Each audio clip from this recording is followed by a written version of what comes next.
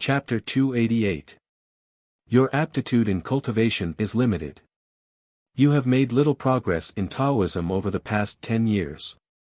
Your temperament is not suitable to deal with the civil and military officials in the court. Naturally, you can't be the master of the nation. But you are my disciple. Without the dazzling Taoist robe of the master of the nation, I'm afraid that the people you offended will harm you.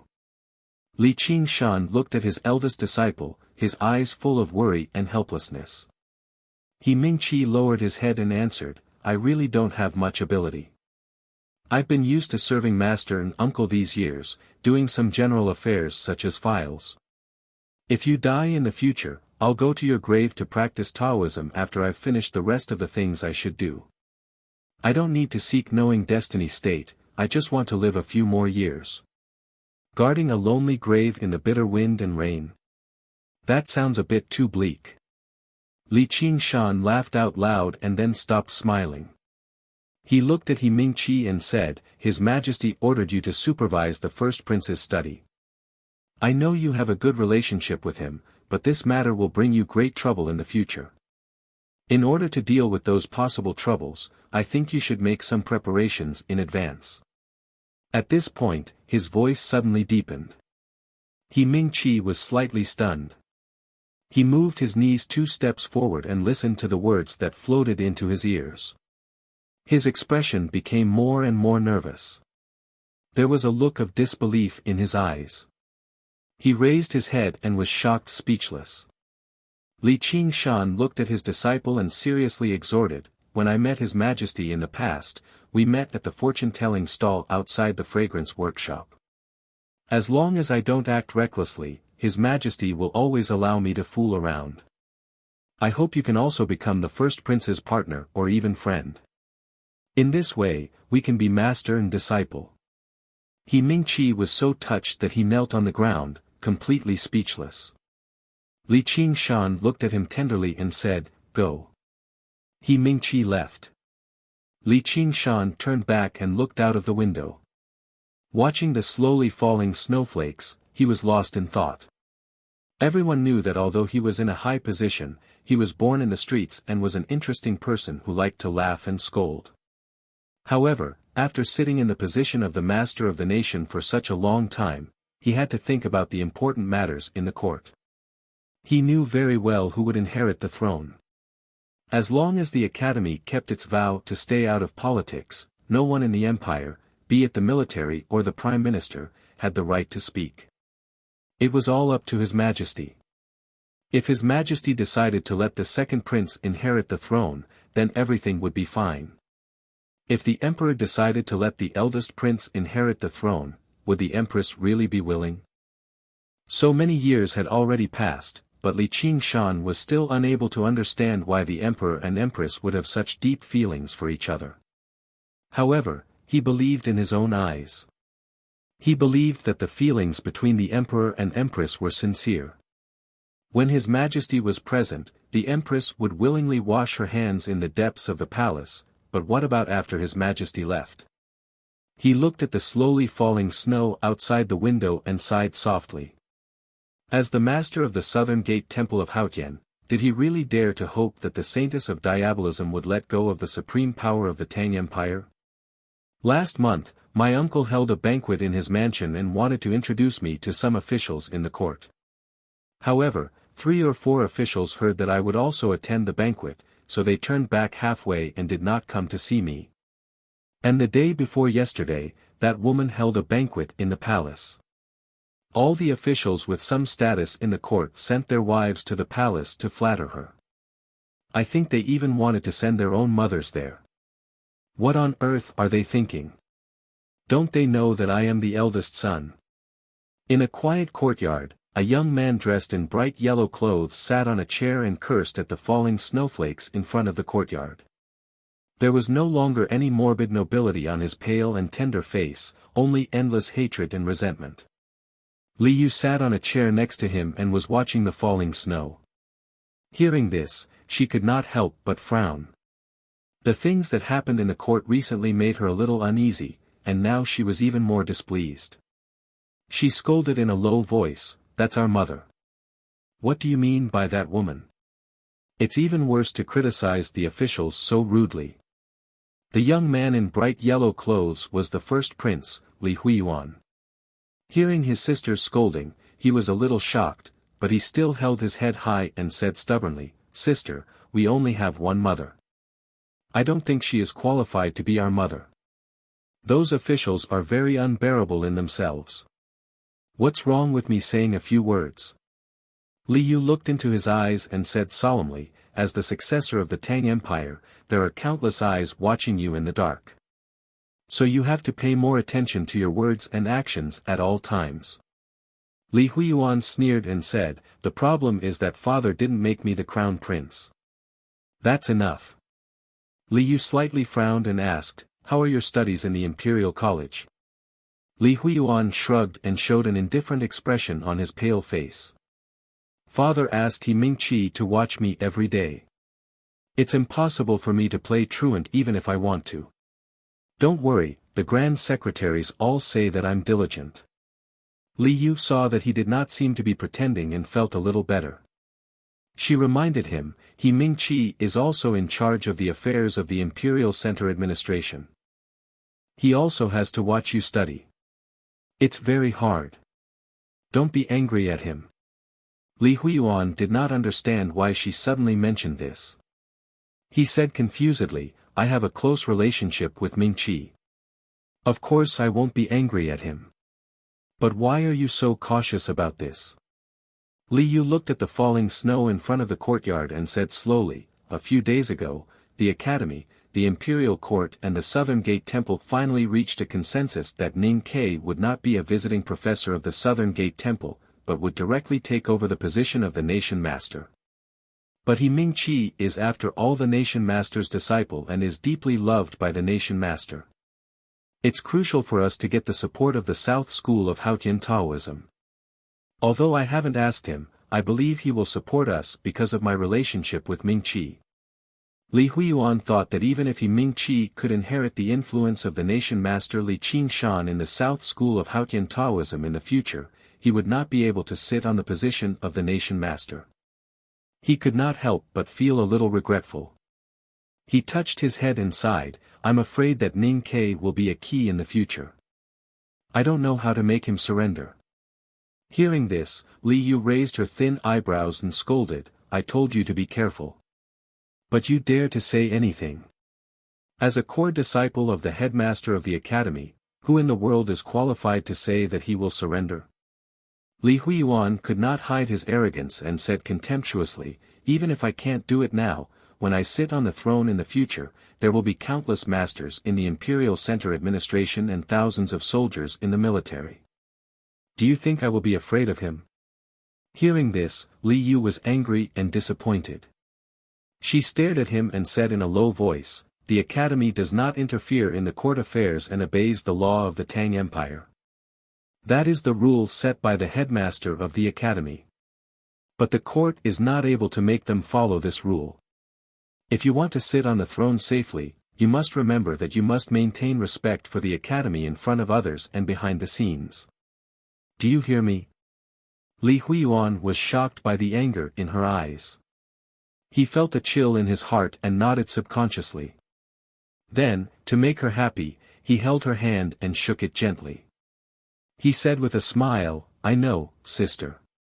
No one in the world is qualified to say that he will surrender to the Academy.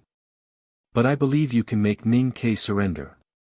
Hearing this, Li Yu thought of the bonfire on the journey, the story beside the bonfire, and the lad carrying 3 knives on his back. She could not help laughing at herself and said lightly, "I don't have that ability." At this time, a nanny came up and said softly, "The young prince is awake." Miss Sang Sang told him a couple of stories and brought him here. The little handmaiden seemed to be embarrassed and annoyed, but in fact, she should be happy with the hidden meaning in this kind of teasing. However, Sang Sang was still young and probably did not know what this kind of emotion was. She did not even know why she was embarrassed and annoyed.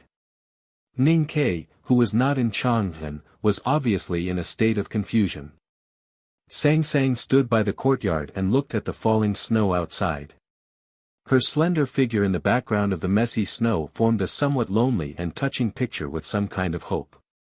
Li Yu quietly looked at this picture and put the figure of Ning Kei's back beside the little handmaiden in her mind. She found that the picture instantly became rich and harmonious, without the slightest incongruity. She silently sighed and dispelled the trace of envy and regret in her heart. Thinking of a certain news, she softly asked, "I heard that you recently took in a lonely old man in the old brush pen shop." Sang Sang was slightly startled, turned around and nodded. Li Yu looked at her slightly dark and thin little face and felt a surge of love in her heart. She seriously reminded her, although Chang'an is peaceful and there are people watching over the shop, you should still be careful about this kind of thing.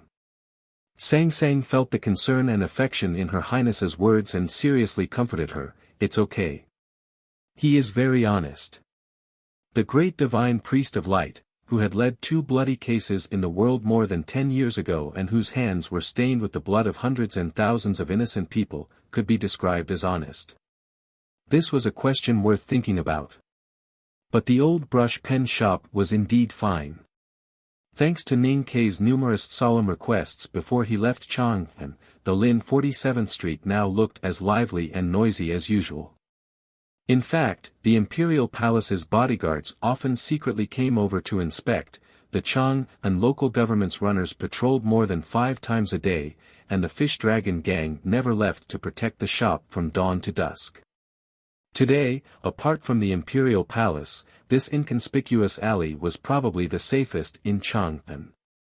What was strange was that whether it was the imperial palace bodyguards, the Chang'an local government or the Fish Dragon gang that ruled the underground world of Chang'an, they were all carrying out another order recently.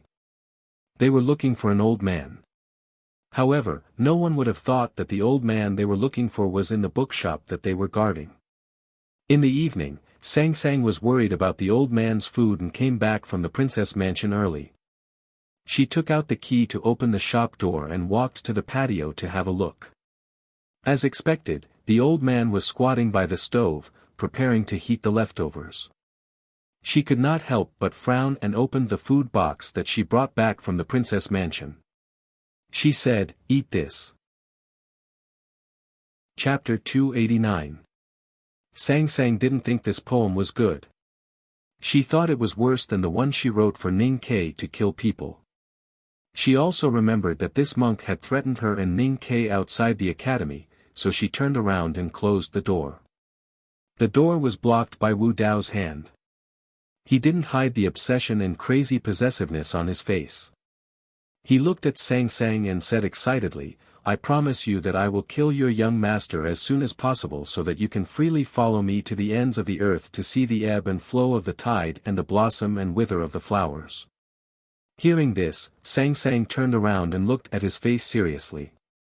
Wu Dao looked at the little handmaiden's serious expression and became more and more intoxicated. He reached out his hand and wanted to touch her face. As his fingertips approached the slightly dark face, he seemed to be able to clearly feel the clear and intoxicating smell of Sang Sang seeping into his body. He breathed a little quickly and said very seriously, "I have never met a girl who can make me so excited in my life. You must be mine." When he said these words, his expression was solemn and dignified, without any greedy or infatuated expression. His tattered monk robe was fluttering in the wind, but every pore on his handsome face seemed to be flowing with a feverish body fluid, and every word seemed to spread obscenity into the wind.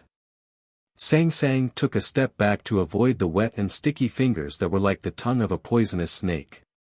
She looked at the monk's slightly bulging crotch. There was no disgusting or even any emotion on her face. She turned around and reached out to take a basin. The wooden basin was filled with yesterday's vegetable washing water, which was specially stored for flushing the toilet. The old man sneaked back to the backyard and took out the basin of water. He waited calmly by the side. Sang Sang took the basin of water, raised her arms and splashed the water in front of her. There was a splash. The dirty water mixed with mud splashed on Wu Dao, drenching him from head to toe. 2 yellow and smelly rotten vegetable leaves drooped on his shiny bald head.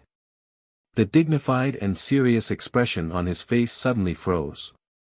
With a bang, the wooden door of the old brush pen shop was closed tightly.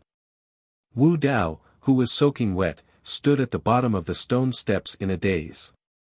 After a long time, he came to his senses. He reached out his hand to wipe off the muddy water on his face. He slowly picked off 2 rotten leaves from the top of his head. A smile gradually appeared on his solemn face. During the 2 encounters with Sang Sang, he did not hide his greed, excitement, and fanaticism. But at this time, a basin of water was poured over his head, and his heart was drenched. For the first time, the smile on his face showed coldness and indifference. That was because Wu Dao was very pained and angry. He could not suppress his excitement and knocked on the wooden door of the old brush pen shop. Finally, he got a basin of dirty water and 2 pieces of rotten vegetables. It did not matter. The passion and the inexplicable attraction in his heart could not be extinguished by a basin of water. He was Wu Dao, the love monk. Since he left the Xiankong temple, he had traveled around the world.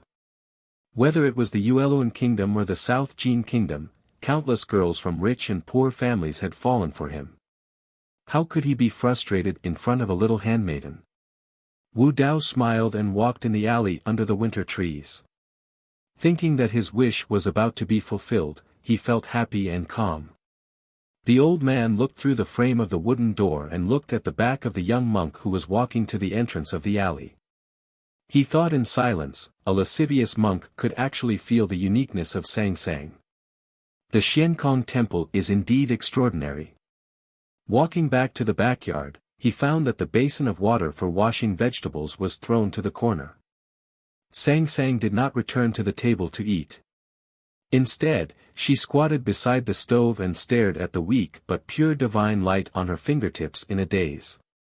"You don't want to eat anymore?" the old man asked. Sang Sang shook her head and flicked her fingers. The dry firewood in the stove was quickly ignited. However, she frowned.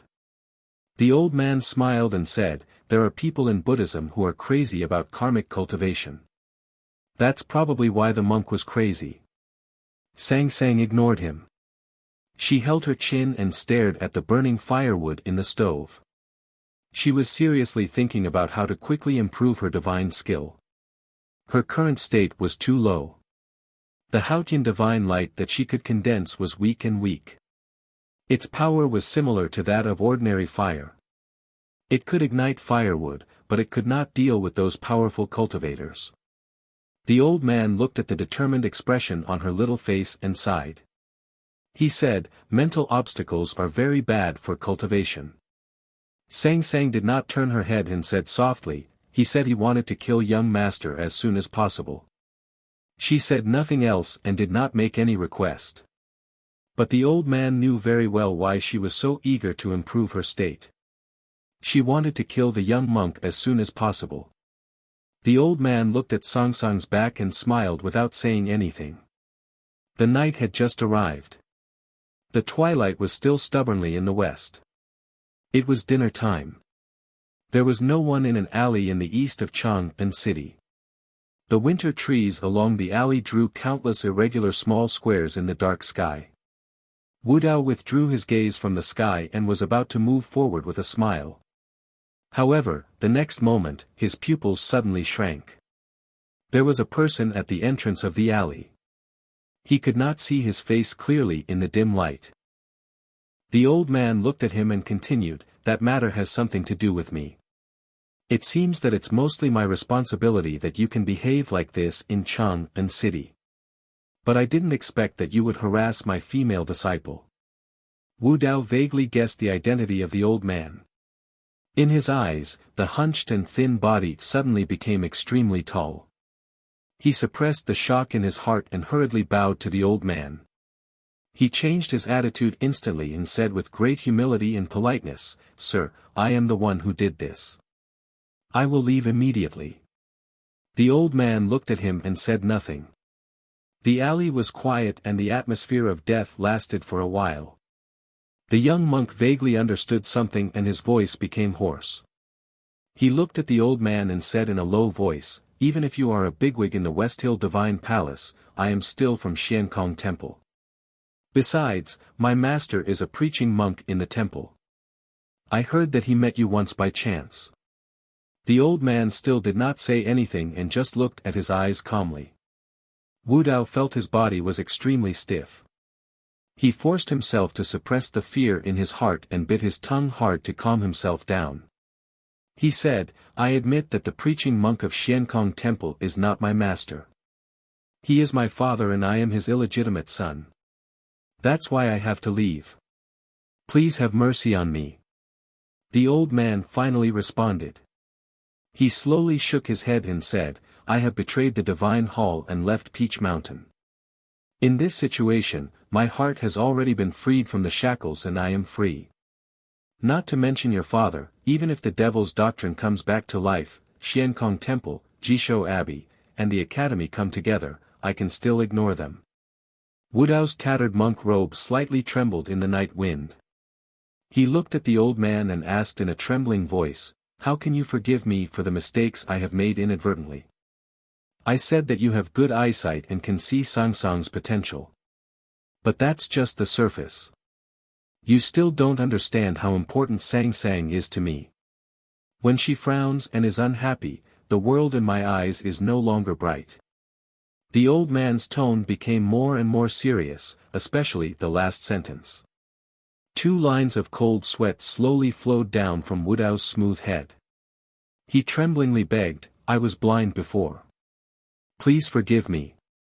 The old man raised his slender index finger to the cold winter breeze and said, "No, your eyes are blind now." Wu Dao understood this sentence and felt great fear. He screamed and stretched out his hands from his monk robe. He made an exquisite emblematic gesture of the Buddhism sect and drew an obstacle. His monk robe fluttered and he rushed to the back of the alley. The Buddhist sect's handprint exuded an exquisite and grand aura, but when it came into contact with the candle-like flame on the old man's finger, it was like snow meeting the spring sun, or mud entering the basin used to wash vegetables, instantly disappearing. Wu Dao's figure seemed to be tied up by the light of the flame. His feet in straw sandals could not leave the ground. His body was stretched like a shadow, but he could not go far. He looked at the candle-like flame between the old man's fingers and his eyes were full of fear. The milky color of the flame occupied his black pupils and then quickly expanded, drowning out the fear. Then his black pupils were burning. Shrill screams sounded in the quiet alley. Light is pure and clean, so it is the purest and easiest to be polluted. Light is pure and cold, so it is the most fanatical and cruel. To be continued. If you like this work, please come to Chidian.com to vote for me. Your support is my biggest motivation. Chapter 290. When the old man returned to the old brush pen shop on Lin 47th Street, Sangsang was still squatting in front of the stove, frowning at the burning firewood and thinking about the divine skills she had learned daily. "Let's eat," the old man said. Sangsang had been in a trance and did not notice that the old man had left for a while. She was startled when she heard this. She stood up and looked at the edge of the old man's wet clothes. She vaguely understood something, and her lips slowly curled up into a smile.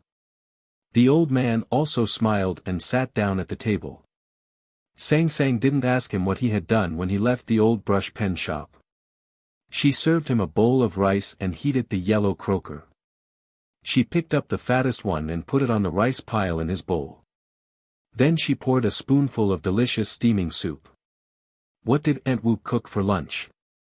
"Lettuce with chopped garlic." Sangsang asked, "Is it delicious?" The old man answered, "Not bad, but I don't understand why she didn't put salted fish in it." Sangsang raised her head and asked in confusion, "Why did she put salted fish in it?" The old man was puzzled and looked at her little face, "But you put it in when you made lettuce last time." Sangsang lowered her head and said, "When young master made lettuce, he didn't even put chopped garlic in it." The old man was startled and sighed with emotion, "Well, I remember that the vegetables we ate in the Taoist temple didn't even have oil." I don't know why. Now that I'm old, I'm coveting these extravagant pleasures. Young master said it's easy to go from frugality to extravagance, but difficult to go from extravagance to frugality. Everyone is the same.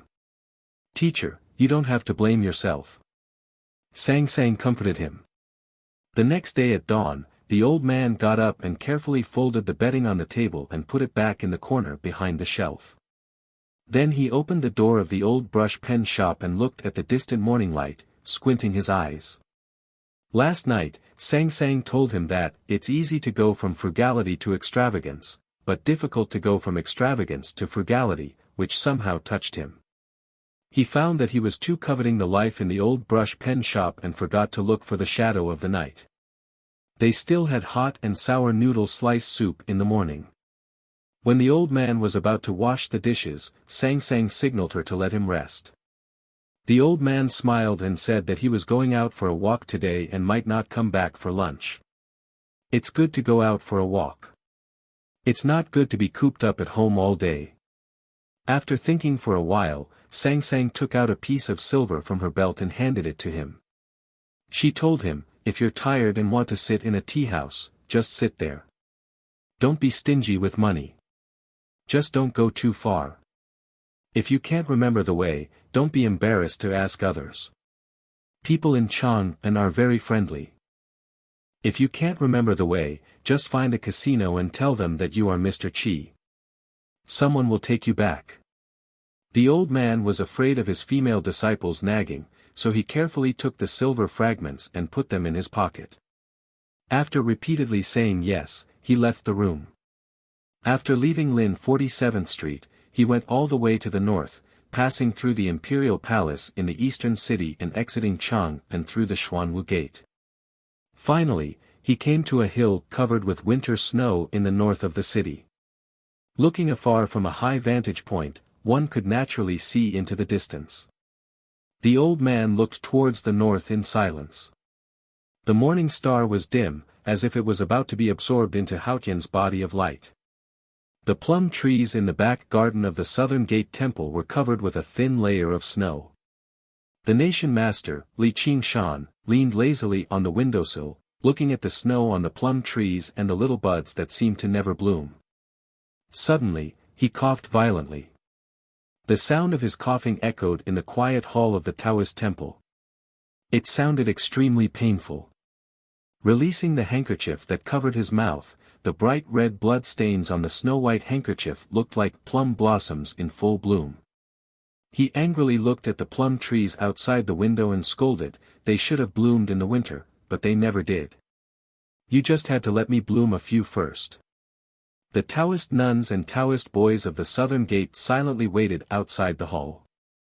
Their faces were full of worry, but no one dared to enter. He Mingqi walked over with a bowl of medicine and signaled a senior sister to take the yellow paper umbrella away from his armpit. He walked up to the dark, smooth paulownia floor and walked behind Li Qingshan. He said painfully, Master, you can't do divination anymore. Li Qingshan took the bowl of medicine and slowly drank it. He folded the blood-stained handkerchief and wiped away the medicine left on his beard. He looked at his favorite disciple and said expressionlessly, Wei Guangming showed up last night. He is indeed still in Chang'an. He is limited to the 3 workshops, but he seems to be leaving. We have to hurry up on this matter. He Mingqi took the bowl of medicine and said, the military ministry and the Imperial Center administration have already begun their preparations. They are just worried that they will alarm that person, so they haven't entered the North Street of the Fragrance Workshop to search yet. Only Uncle Master is there now. Thinking about how his senior brother was currently searching for that powerful, terrifying bastard in the eastern city all by himself, Li Qingshan nodded after a very long period of silence. He said nothing more. He waved his hand, dispersing the people outside the hall and dismissing the disciples. A black horse carriage was traveling slowly on the streets of the eastern city of Chang'an. He could not help but be slightly stunned, and then he frowned and said, the shop door is closed in the daytime. How can we do business? Sang Sang explained, if the shop door is open, the threshold will be trampled by people who come to rob the calligraphy sections. The young fat man was stunned for a while and thought that it was indeed reasonable. He actually forgot Ning Kei's great reputation in Chang'an. He looked at the little handmaiden and asked, "My name is Chen Pipi. Have you ever heard of me from Ning Kei?" Sang Sang was not surprised when she heard the name. She slightly bowed and said, "Sang Sang greets you, child Chen." Chen Pipi rubbed his round and cute chin and looked up and down at the skinny little girl in front of him. He suddenly shook his head and said, "Ning Kei really has a reason to ask me to take care of you. Although I was born with an extraordinary temperament and I can tell that I'm not an ordinary person, you are still too gullible. I'm afraid there will be problems." Sang Sang said, "I know you are Chen Pipi." She had been to the academy several times, but the two had never met each other. Chen Pipi believed that there was absolutely no problem with his arrogant memory, so he asked confusedly, "Why are you so sure that I am a genius?" Sang Sang looked at him and explained seriously, "Young master often mentioned you. He said that people who are so fat but not ugly are not wretched and disgusting. He even said that there are not many good-looking people. So I know you are you." Chen Pipi's right hand that was rubbing his chin slightly stiffened. He wondered how Ning Kei had slandered him in front of the little handmaiden. He also felt that although the evaluation mentioned that he was fat, it seemed to be somewhat useful. He did not know how to answer. "Let's not talk about this." Chen Pipi coughed twice and pretended to be serious and mature. He looked at Sang Sang and said, "Today I come here to see you at Ning Kei's request. After all, as a senior brother, I have the responsibility and obligation." He very much hoped that Sang Sang could show a moved expression, but Sang Sang obviously did not have such a reaction. She just looked at him expressionlessly and softly thanked him. Then she went to make a bowl of cheap jasmine tea for him. Chen Pipi looked at her back and said, "Youngest brother said that he would invite me here for a meal. He said that you are good at cooking." Sang Sang looked at his chubby face and frowned. No wonder he looked like this. But she did not intend to keep him. She put the teacup beside him and softly said, "When young master comes back, Sang Sang will cook for young master Chen." What she wanted to express was very obvious. Ning Kei should wait for him to invite you for a meal. It was impossible for you to barge in and ask for food. Don't you need to add more food with more chopsticks? With your figure, you need at least 2 more dishes, right? If it has to be meat dishes, how much more will it cost? Hearing this, Chen Pipi's self-esteem was hit. Looking at the jasmine petals in the bowl, the fat on his face slightly twitched. He had to decide to tell the truth. Ning Kei said that there is a person smarter than me in this shop. I always think it is impossible, so I want to confirm it. Sang Sang looked around the shop and did not find anyone hiding. Chen Pipi covered his forehead and said helplessly, "He said that the smartest person in the world is you." Sang Sang was stunned. She thought that Ning Kei always said that she was stupid. How could he say that she was smart? Although she was very happy to be praised by young master as the smartest person in the world, she was still very confused about this statement. She frowned and thought for a long time. Suddenly she thought of something and said shyly, "I am not smart. I just have a good memory." Chen Pipi looked at her with a scornful smile and said, "I don't believe that there is anyone in the world who is better than me in memory." Sang Sang looked down at the small toe of the cotton skirt and did not want to argue with him. Ning Kei's cultivation is not good, and his knowledge is also extremely poor. My talent was once recognized by Haotian Taoism and the back mountain of the academy. I don't know what he is thinking. How dare he say that you are better than me? Seeing her like this, Chen Pipi became even more angry and said angrily, "Why are you looking at the shoe? Do you think I will make things difficult for you?" Although she knew that Ning Kei was close to this young master Chen, Sang Sang, who was quiet and even a little dull, was a little angry when she heard him mock her young master. She looked up at Chen Pipi's eyes and said very seriously, my memory is also recognized by the city of Wei. This was the truth. During the years she lived in the city of Wei, she was always the most popular notary because she had the best memory and could not lie. However, the city of Wei and the Jishou Abbey. The difference between the two places was too big. But Sang Sang still looked so serious and did not feel embarrassed at all. It was as if she wanted to tell Chen Pippi that since the city of Wei recognized her good memory, then it was really good. As long as it was recognized in the world, as long as there were two people, they would not recognize each other. This was probably the principle that there was no second place in martial arts, especially when facing Sang Sang's temperament.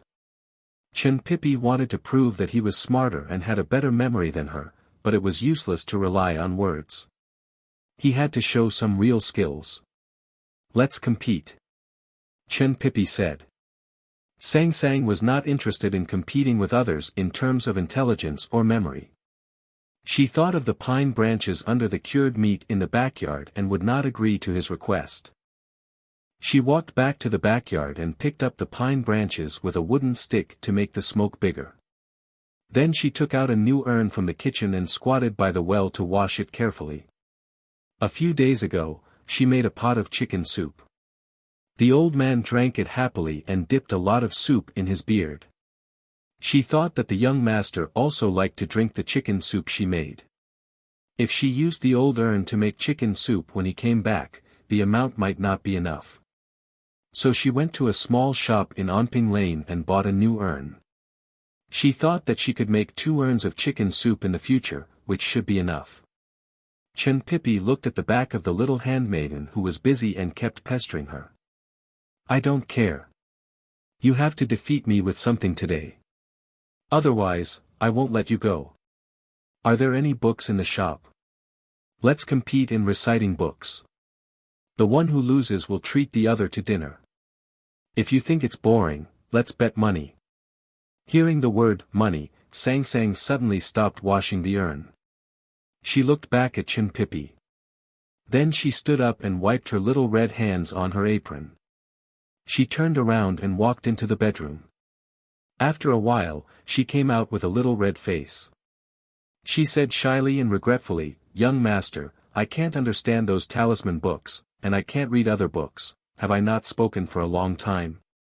Well, I waved my hand, hello everyone. To be continued. If you like this work, please come to Chidian.com to vote for me. Your support is my greatest motivation. The little girl in front of him had seen banknotes before, but it was not an ordinary person's ability to remember the numbers of more than 30 banknotes. He said, of course. Sang Sang's answer was more concise this time. She nodded and said, oh. The chessboard was borrowed from Boss Wu next door. It looked antique, but since Boss Wu opened a fake antique shop, it was naturally fake. However, the black and white chess pieces were sparsely placed on the chessboard, and it did look a little special. Chen Pippi did not feel that he had met his match, nor did he feel proud of being lonely at the top. He pointed at the black chess piece on the chessboard and looked at Sang Sang, puzzled, and asked, how can I play here? Sang Sang looked at him with her eyes wide open and asked, puzzled, why can't I play here? Chen Pippi carefully explained to her the problem of such a way to play, and then asked in puzzlement, you are a very smart person, and you have such a good memory. After understanding the rules, you only need to use your brain a little to figure out the problem. Why don't you think more about it? Sang Sang answered seriously, it's hard to think about things. I don't usually think about it. Chen Pippi was dumbfounded, and he could not put down the chess piece between his thick and round fingers. At this moment, a voice came from the door of the old brush pen shop, playing chess. Sang Sang looked at the door and said in surprise, you're back so early. The old man stepped over the threshold and walked in. He nodded, took out some silver from his waist and handed it to her, I didn't drink tea. Sang Sang stood up and made way for the old man to take her place. She said, I'm going to take a look at the bacon. Aunt Wu said that at the beginning of the smoking, the fat of fresh meat would drip oil easily. I have to be careful of the pine branches burning. You take my place, and I'll give you some tea later. The old man nodded and sat down on the chair. He looked up at Chen Pipi and said, "Who should play?" Chen Pipi looked at the old face in front of him, looked at his pure eyes, looked at the holy light in his eyes, and thought of the thing that made Chang and City uneasy these days. This time, he was really dumbfounded. His fingers holding the black chess piece slightly trembled, and he did not know whether to put it back on the chessboard or back into the urn. The old man looked down at the situation on the chessboard and continued to ask, "Who should play?" Chen Pipi said honestly, "I should play." After saying this, he stood up and was ready to walk out of the old brush pen shop. The old man raised his head and looked at him in confusion. He said, "I mean, who should play?" Chen Pipi looked at him for a long time, and then he slowly sat back in the chair. The black chess piece between his fingers fell down gently. The old man put his hand into the urn and took out a white chess piece. He did not put it down for a long time, as if he was thinking about how to deal with it. Today is the 3rd anniversary of the birth of the spy. I miss Su Lu, Shi Hai, the 7 groups of tigers, the men in these books. I believe you all know that the simplified Chinese publication of the coming night has begun. I will inform you of the details on another day. As for the simplified Chinese publication of the spy, I will try my best to finish it as soon as possible. Tomorrow is Saturday, and I wish you all a happy weekend. To be continued. If you like this work, please come to Chidian.com to vote for me. Your support is my greatest motivation. This sentence was said in a calm tone, but Chen Pipi gasped and scratched his head angrily. He stared at the old man and said in a trembling voice, "Look. Look. You can blind the people in the temple if you want, but so what if I come from the temple? I'm unlucky to have met you, yet you insist on telling me not to be afraid. Aren't you teasing me?" The old man smiled and said, "That monk is the illegitimate son of the preaching monk. You are different from him." Hearing this, the anger on Chen Pipi's face gradually disappeared and he became silent again. The old man asked, "How is the Abbey Dean recently?" Chen Pipi shook his head and said, "I've been in the academy for many years. I don't know how he is now. I guess he's still wandering around." The old man nodded and said, "He's used to staying in the South Sea." At this time, Sang Sang came over with the new urn. The cured meat in the backyard was still hanging on the pine branches. She didn't need to keep an eye on it for the time being, so she came to ask the teacher's opinion, "How about this urn?" The old man looked up and asked curiously, "What is it used for?" "To stew chicken soup." Sang Sang answered. The old man was puzzled and asked, "Isn't there an old urn at home?" Sang Sang explained, "The old urn is too small. When the young master comes back, he'll worry that the stew won't be enough for the 3 of us." The old man knew how important the young master was in Sang Sang's heart. Listening to her words, he knew that this girl was anticipating that the young master would live with her after he returned. For some reason, he, who had experienced the vicissitudes of the world while sitting on the divine throne, felt a warmth in his chest, and an indescribable feeling of happiness. Then he thought of something and looked at Chen Pipi across the chessboard. He slowly frowned and said, "Do you know my female disciple or, her young master?" Hearing this, Chen Pipi was so shocked that he was tongue-tied and could not say a word.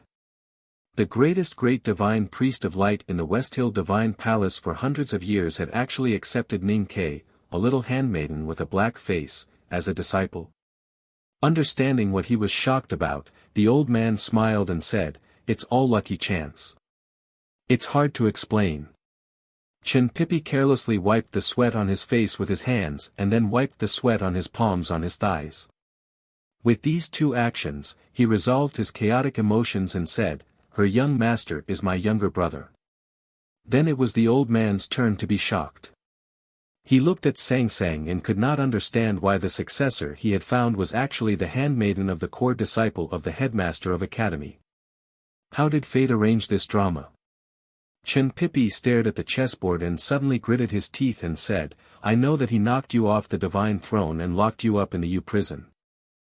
When I was a child, he once told me that you were the real great person on the Peach Mountain. So I don't understand. It's rare to meet me in this vast thousand world, but you are still unwilling to do anything. At this time, Sang Sang noticed the strangeness on both sides of the chessboard. Holding the new urn, she looked at the two in surprise. The old man was silent for a while and put a white chess piece on the chessboard. He calmly said, the Abbey Dean is the Abbey Dean, and you are you. And you can't control the relationship between you and the Abbey Dean. So this matter has nothing to do with you. He raised his head and looked at Chen Pipi curiously. He asked, in your opinion, I am a cruel and murderous person. Chen Pipi smiled bitterly and said, the great divine priest of light is pure and quiet. You are known as the person closest to Haotian in spirit. But everyone in the world knows that you are not an ordinary great divine priest of light. In the last 20 years, the hierarch of the divine hall and the great divine priest of judgment and the great divine priest of revelation have not killed as many people as you. The old man sighed softly and said, this is about the two things that happened more than 10 years ago. Chen Pipi slowly raised his head and bravely looked at the old man's eyes that seemed to be able to see through all the light and darkness in the world. He said honestly and fearlessly, the headmaster and eldest brother are not here. But since I know that you are in Chang'an, I have to try to make you stay. Otherwise, I will not have the face to go back to the academy to see second brother. The old man shook his head and looked at him disapprovingly. He said, before I was imprisoned, the headmaster of the academy was never the most disgusting kind of moral peddler in the world. Why do you trap yourself like this? Chen Pipi honestly said, if I saw you but did not dare to say a word and watched you leave Chang'an, second brother would definitely beat me to death when he knew about this. The old man sighed and said, Mr. Second, you are not young anymore. Why do you still have such a temper? Chen Pipi sincerely said, why don't you let me ask second brother to come and meet you? The old man smiled and shook his head. He thought that this child's shamelessness was somewhat cute. After thinking for a moment, he turned back to look at Sang Sang and said with regret, I have to leave. Sang Sang held the new urn and listened for a long time. But she did not understand anything. She only understood the last few paragraphs and realized that the teacher who taught her divine skills was the great divine priest of light from the West Hill Divine Palace. She also vaguely understood that the whole world seemed to be looking for the old man. The new urn did not fall from her arms and smash into pieces on the ground. But she held the edge of the urn tightly because she could not suppress the shock in her heart. He said calmly, but since we have met, in addition to talking about the old days, there are always some things that must be done. The old man stood up, bowed to his old friend who he hadn't seen for many years, and said calmly, please. Tomorrow morning, I will send my leader to the airport to attend the class reunion. I have to drive, so I must sleep. So I will update first. After I come back from the airport in the morning and sleep, there should be another chapter in the afternoon or. On a rest day, I feel uneasy and can't have a good rest. Double monthly votes are really annoying. I don't want to be so diligent. Don't force me like this. This is the plot of an old friend coming to meet me in 20 years. I really want to write slowly and happily. The monthly votes are about to be used up. You should vote for me quickly to comfort me. To be continued. If you like this work, please come to Chidian.com to vote for me. Your support is my greatest motivation. He looked up and said, Abbey Taoist used to think that you were the Taoist Yen Yen Temple and said, Taoist Yen Ti and said. You. Taoist God. And Yen was, and said. Abbey Yen K Taoist Yen thought the Taoist in and said, old. And thought. Yen Taoist Long Taoha thought. Taoist. And said. and long, and he said. Master Shi. Long, he. Priest. And said in. And face. Yen. And. Here is Chang'an. Here is my big tactical array. You can't beat me. The old man nodded. He knew clearly that Chang'an was the legendary god-stunning array. Yen Sei was the one who controlled the array. As long as he was in Chang'an, he would be invincible. I still hold the same view. The old man looked at the chessboard and said with a smile, I'm just an old Taoist who is struggling to survive. It's a big waste to use a big tactical array like Chang'an on me. I think you think so. Master Yen Sei sighed and said, it's good to say that we are struggling at death's door. We are all old and are about to return to the embrace of Haotian. It's always good to enjoy the joys and sorrows of the world for a while. If you didn't come this time, I could at least live for a year and a half. I believe you could also have more time. The old man looked at him and said calmly, you know my eyes can sometimes see some pictures before time, so I know it's hard for me to leave Chang'an this time. Master Yen Sei shook his head and said, in this case, why do you have to come here? The old man said, everyone will eventually return to the origin of life and the embrace of Haotian. This can't make me worry. Time is just the order of events. For us who use time, we need to use time to complete the things that should be completed. If we can't complete it, then time is meaningless. Master Yen Sei was silent. He gently put the black chess piece between his fingers on the chessboard and said, so you came to Chang'an to go back to the beginning of time and finish the thing that you did in those years? The old man answered but didn't say anything. Master Yen Sei also smiled and looked at him. He said, in the end of cultivation, what we cultivate is the original heart. How can we change our minds when we are old guys who are going to decay? Well, anyway, I have a successor now, so I don't have too much attachment to this world. By the way, you were locked up at that time, so you may not know it. The old man was very clear about Yen Sei's attainments in talisman Taoism and how difficult it was for a divine talisman master to find a successor with potential. Hearing that Yen Sei had found a successor, he couldn't help but be surprised and happy for him. Master Yen Sei looked at his expression and proudly said, my apprentice is not an ordinary person. She can understand the essence of talisman Taoism after being drenched in the rain. In the future, her realm will definitely be far higher than mine. She didn't understand what the two old men were talking about. She just felt that they seemed to be very fierce. She was a little worried that they would quarrel or even fight. Chen Pipi, who had been sitting quietly by the chessboard, heard these words clearly. Being between the aura of the two top figures in the world and feeling the Taoist connotation of the unreleased fighting desire, he was extremely nervous and scared. His fat body was forced to sweat several times and his body was a little weak. He could no longer sit down. He could no longer pretend that nothing had happened and that this was just two old men bickering under the locust tree by the well at the corner of the street. He stood up and said, panting heavily, can I leave first? The old man and Master Yen Sei looked at the chessboard and said in unison, no. Beside the chessboard, Chen Pipi was a stabilizer as well as a witness. His origin was a stabilizer, and his identity in the academy was a witness.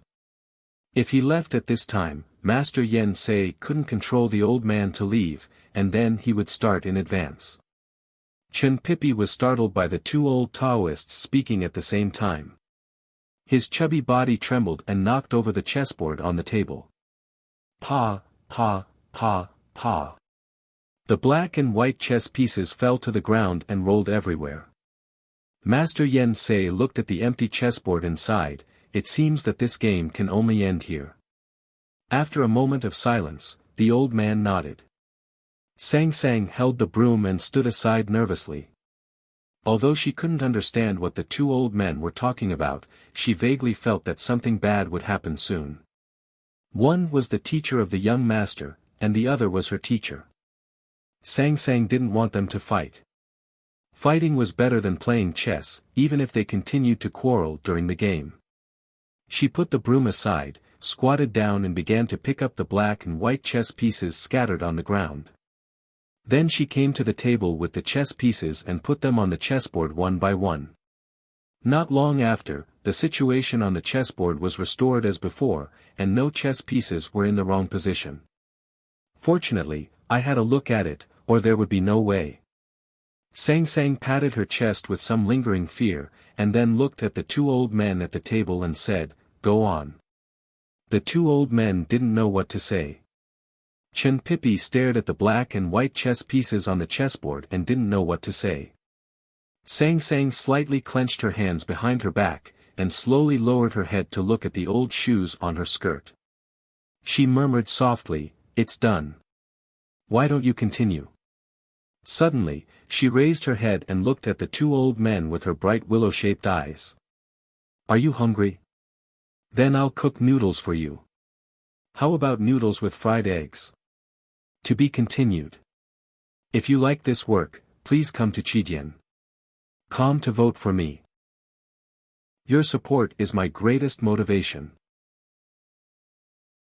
Chapter 294. No scallion. No vinegar.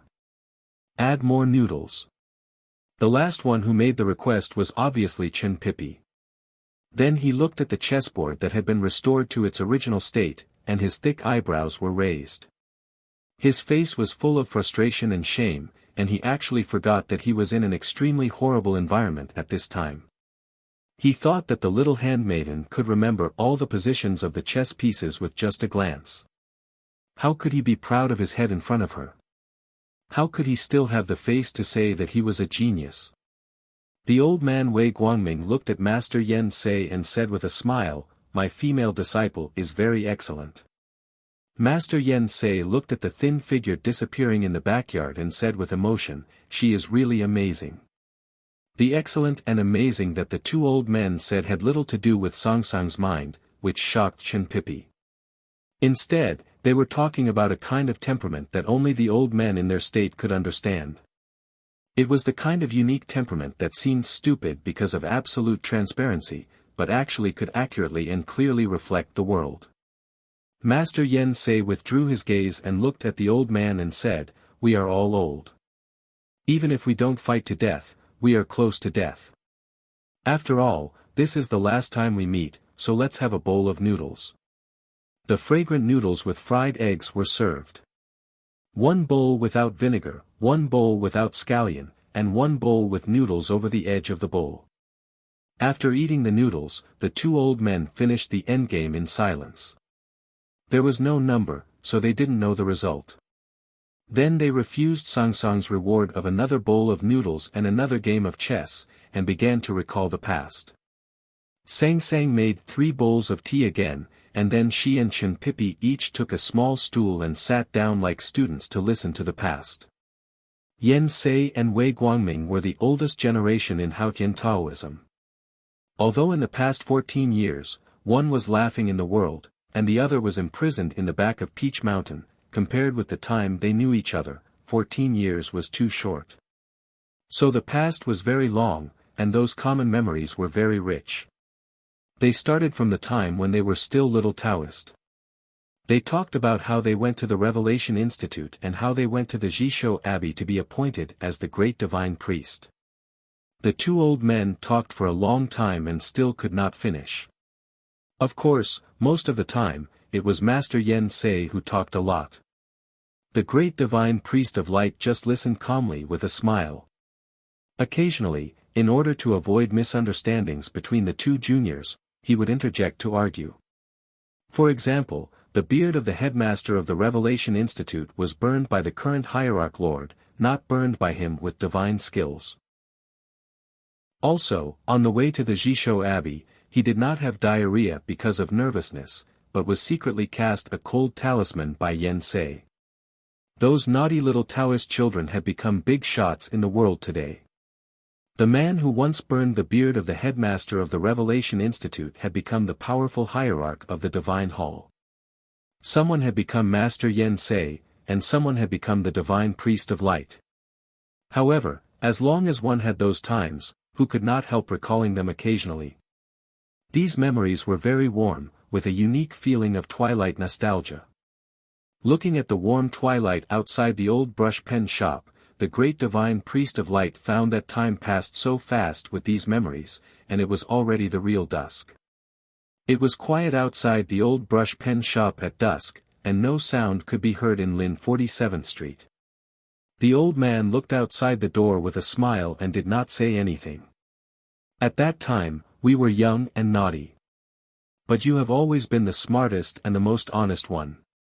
Master Yen Sei looked at him and said, after your reminder, you found that the little girl Sang Sang is really like you in those days. She is transparent from inside to outside, without any impurities. The old man lovingly looked at Sang Sang on the small bench and said, I am not as good as her. Master Yen Sei sighed and said, those who can sit on the divine priest of light must be so transparent, so that they can be closer to the essence of Haotian than us. But what does transparency mean? Can it reflect the original appearance of the world? If the world is black, you are also black. That's why so many divine priests of light eventually went astray. The old man shook his head and said with a smile, transparency is colorless, but black is colorless and lusterless. You and I are in the world of Haotian full of light. Transparency is light and the enemy of darkness. Hearing the words, enemy of darkness, Master Yen Sei fell into a long silence. After a long time, he slowly raised his head and looked at the old man seriously, saying, do you still remember Lotus? The old man was slightly stunned and frowned, saying, how can I not remember? Master Yen Sei asked, is he light or dark? The old man shook his head and said, when he was on the divine priest of judgment and I was on the divine priest of light, I began to suspect him when I saw the seed of heavenly black jade oozing with dirty blood. But before I exposed him, he saw through fate and left Peach Mountain. Finally, he died under the sword of Mr. Ku. The reason why the Divine Hall never mentioned this and didn't mention this person was that they cared about the reputation of Haotian Taoism. But in my opinion, the 32 petals of lotus, no matter how dazzling and clean they are just some pastel on the petals made of dried mud. Master Yen Sei stared at his eyes and said in a low voice, after the destruction of the devil's doctrine, the Divine Hall recruited many powerhouses of the devil's doctrine. If you say that light can't give any chance to the dark, how do you explain this? If the bloody cases in those years were the last resort to destroy the dark shadow, then what about the shadow of the Divine Hall now? The old man said, it's not the same. The dark shadow is the son of Yama. Master Yen Sei slammed the table angrily and said, why are you so pedantic? The underworld is just a legend and has never appeared. Back then, you violated the hierarch's order and made a bloody storm in Chang'an City, but you didn't find the son of Yama. Why are you still so absurd today? The old man said, in fact, both the abbey dean and the hierarch believed what I saw. Master Yen Sei stared at his eyes and said coldly, but the result is that you are locked in the U prison. The old man calmly looked back at him and said, I am the light of the world. Those who follow me will not walk in the dark, but must get the light of life. Those who doubt me will walk in the dark and can't be free. Seeing that he was so stubborn, Master Yen Sei waved his sleeves angrily and shouted, then tell me where the shadow of the night you saw was. Where is the son of Yama? Who do you want to kill in Chang'an? The old man said softly, I don't know either. Hearing this answer, Master Yen Sei was stunned, and a bitter smile appeared on his face. He looked at him and said in a trembling voice, even you don't know who the son of Yama is and whether he really exists, the great divine priest of light who was as transparent as glass and sincere as a bright lamp did not hesitate to become a big devil with blood on his hands. You were willing to be imprisoned in the U prison for 14 years, which made countless people sad. Don't you regret it at all? The old man was silent for a long time, and a trace of confusion occasionally flashed on his old face. Then the confusion quickly turned into calmness and firmness, but the problem is that I know he exists.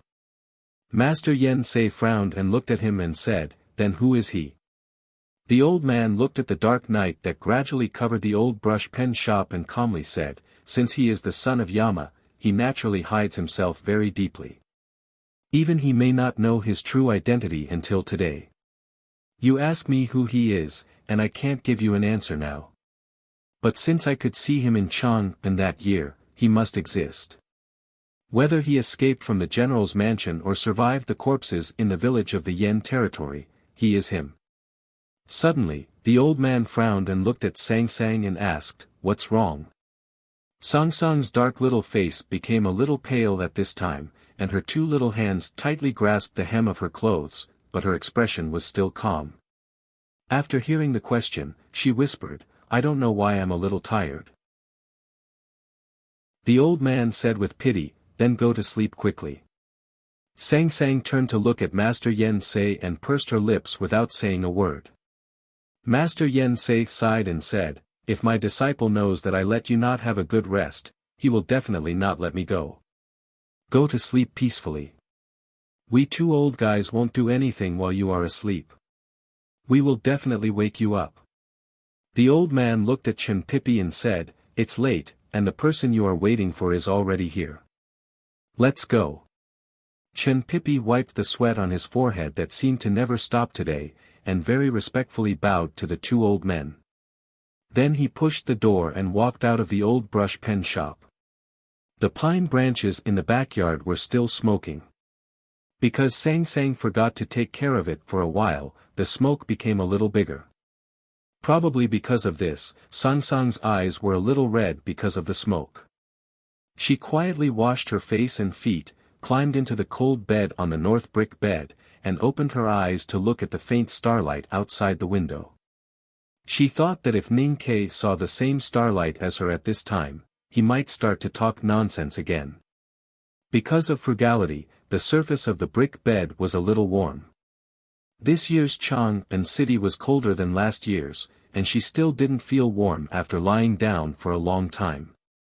She couldn't help but put her little hands to her lips and take 2 hot breaths. The starlight shone on her palms, which were full of blood marks caused by her fingernails. Sang Sang had a great fear in her heart when her teacher talked about the general's mansion and the villages in the Yen territory.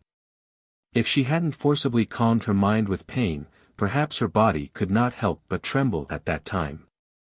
She didn't hear Ning Kei talk about the general's mansion, but she knew it, but she didn't ask. She also knew that Ning Kei killed the censor Zhang Yiqi and the blacksmith, and even wrote a not very good poem about it, but she still didn't ask. Ning Kei didn't want to talk about it, so she didn't ask. But as Ning Kei said, she was not stupid, just a little stupid, and when it was necessary to be smart, she was smarter than anyone else, so Sang Sang knew everything. The son of Yama, sounds like a terrible thing. Sang Sang's little face was pressed against the cold pillow, and she looked at the winter starlight falling in front of the window. She muttered to herself, "But I've lived with you for so many years, I can only live with you secretly. That's all for today. I hope it's to your satisfaction. Tomorrow, I'll write more chapters and finish this paragraph. If it's good, please give me a vote. If you still have any votes left, whether it's a monthly vote or a recommendation vote, please give them to me. Thank you very much. To be continued. If you like this work, please come to Chidian.com to vote for me. Your support is my biggest motivation." He covered his head with his hands and walked over, standing obediently behind the crown. Second brother looked at the closed door of the old brush pen shop with an indifferent and calm expression, but there was a faint flame of excitement in his eyes, just like the club on his head that was about to burn in the twilight. There was no one in the alley. The doors of the fake antique shop and the grocery store were all closed. A square stool appeared out of nowhere beside the gray wall under the winter tree. Second brother was sitting on the stool with his tall and straight figure, like a pine tree on the edge of a cliff. The delicate and lovely little attendant was quietly guarding him like a white stone under the pine tree. Looking at the closed door, second brother suddenly asked, "They haven't started fighting yet?" Chen Pipi lowered his head and replied respectfully, "They have been talking about the old days." Second brother's serious face showed a displeased expression. He said, "They are all old people after all. They always do things in a sloppy way. Since they all insist that they are right, in the end, they still have to use their fists to reason things out. Why do they need to talk about the old days for such a long time? They are so clingy that they don't deserve to be called gentlemen." Chen Pipi wiped the cold sweat on his forehead and dared not to say anything. Second brother's absolutely straight eyebrows suddenly frowned. He gently lifted the front lapel of his gown and then held the ancient crown that did not move a bit. He said, "They still don't want to fight. Do they want me to wait for a whole night?" Seeing second brother's movement, Chen Pipi knew that second brother was a little impatient to waste time on these meaningless waiting and was ready to enter the old brush pen shop.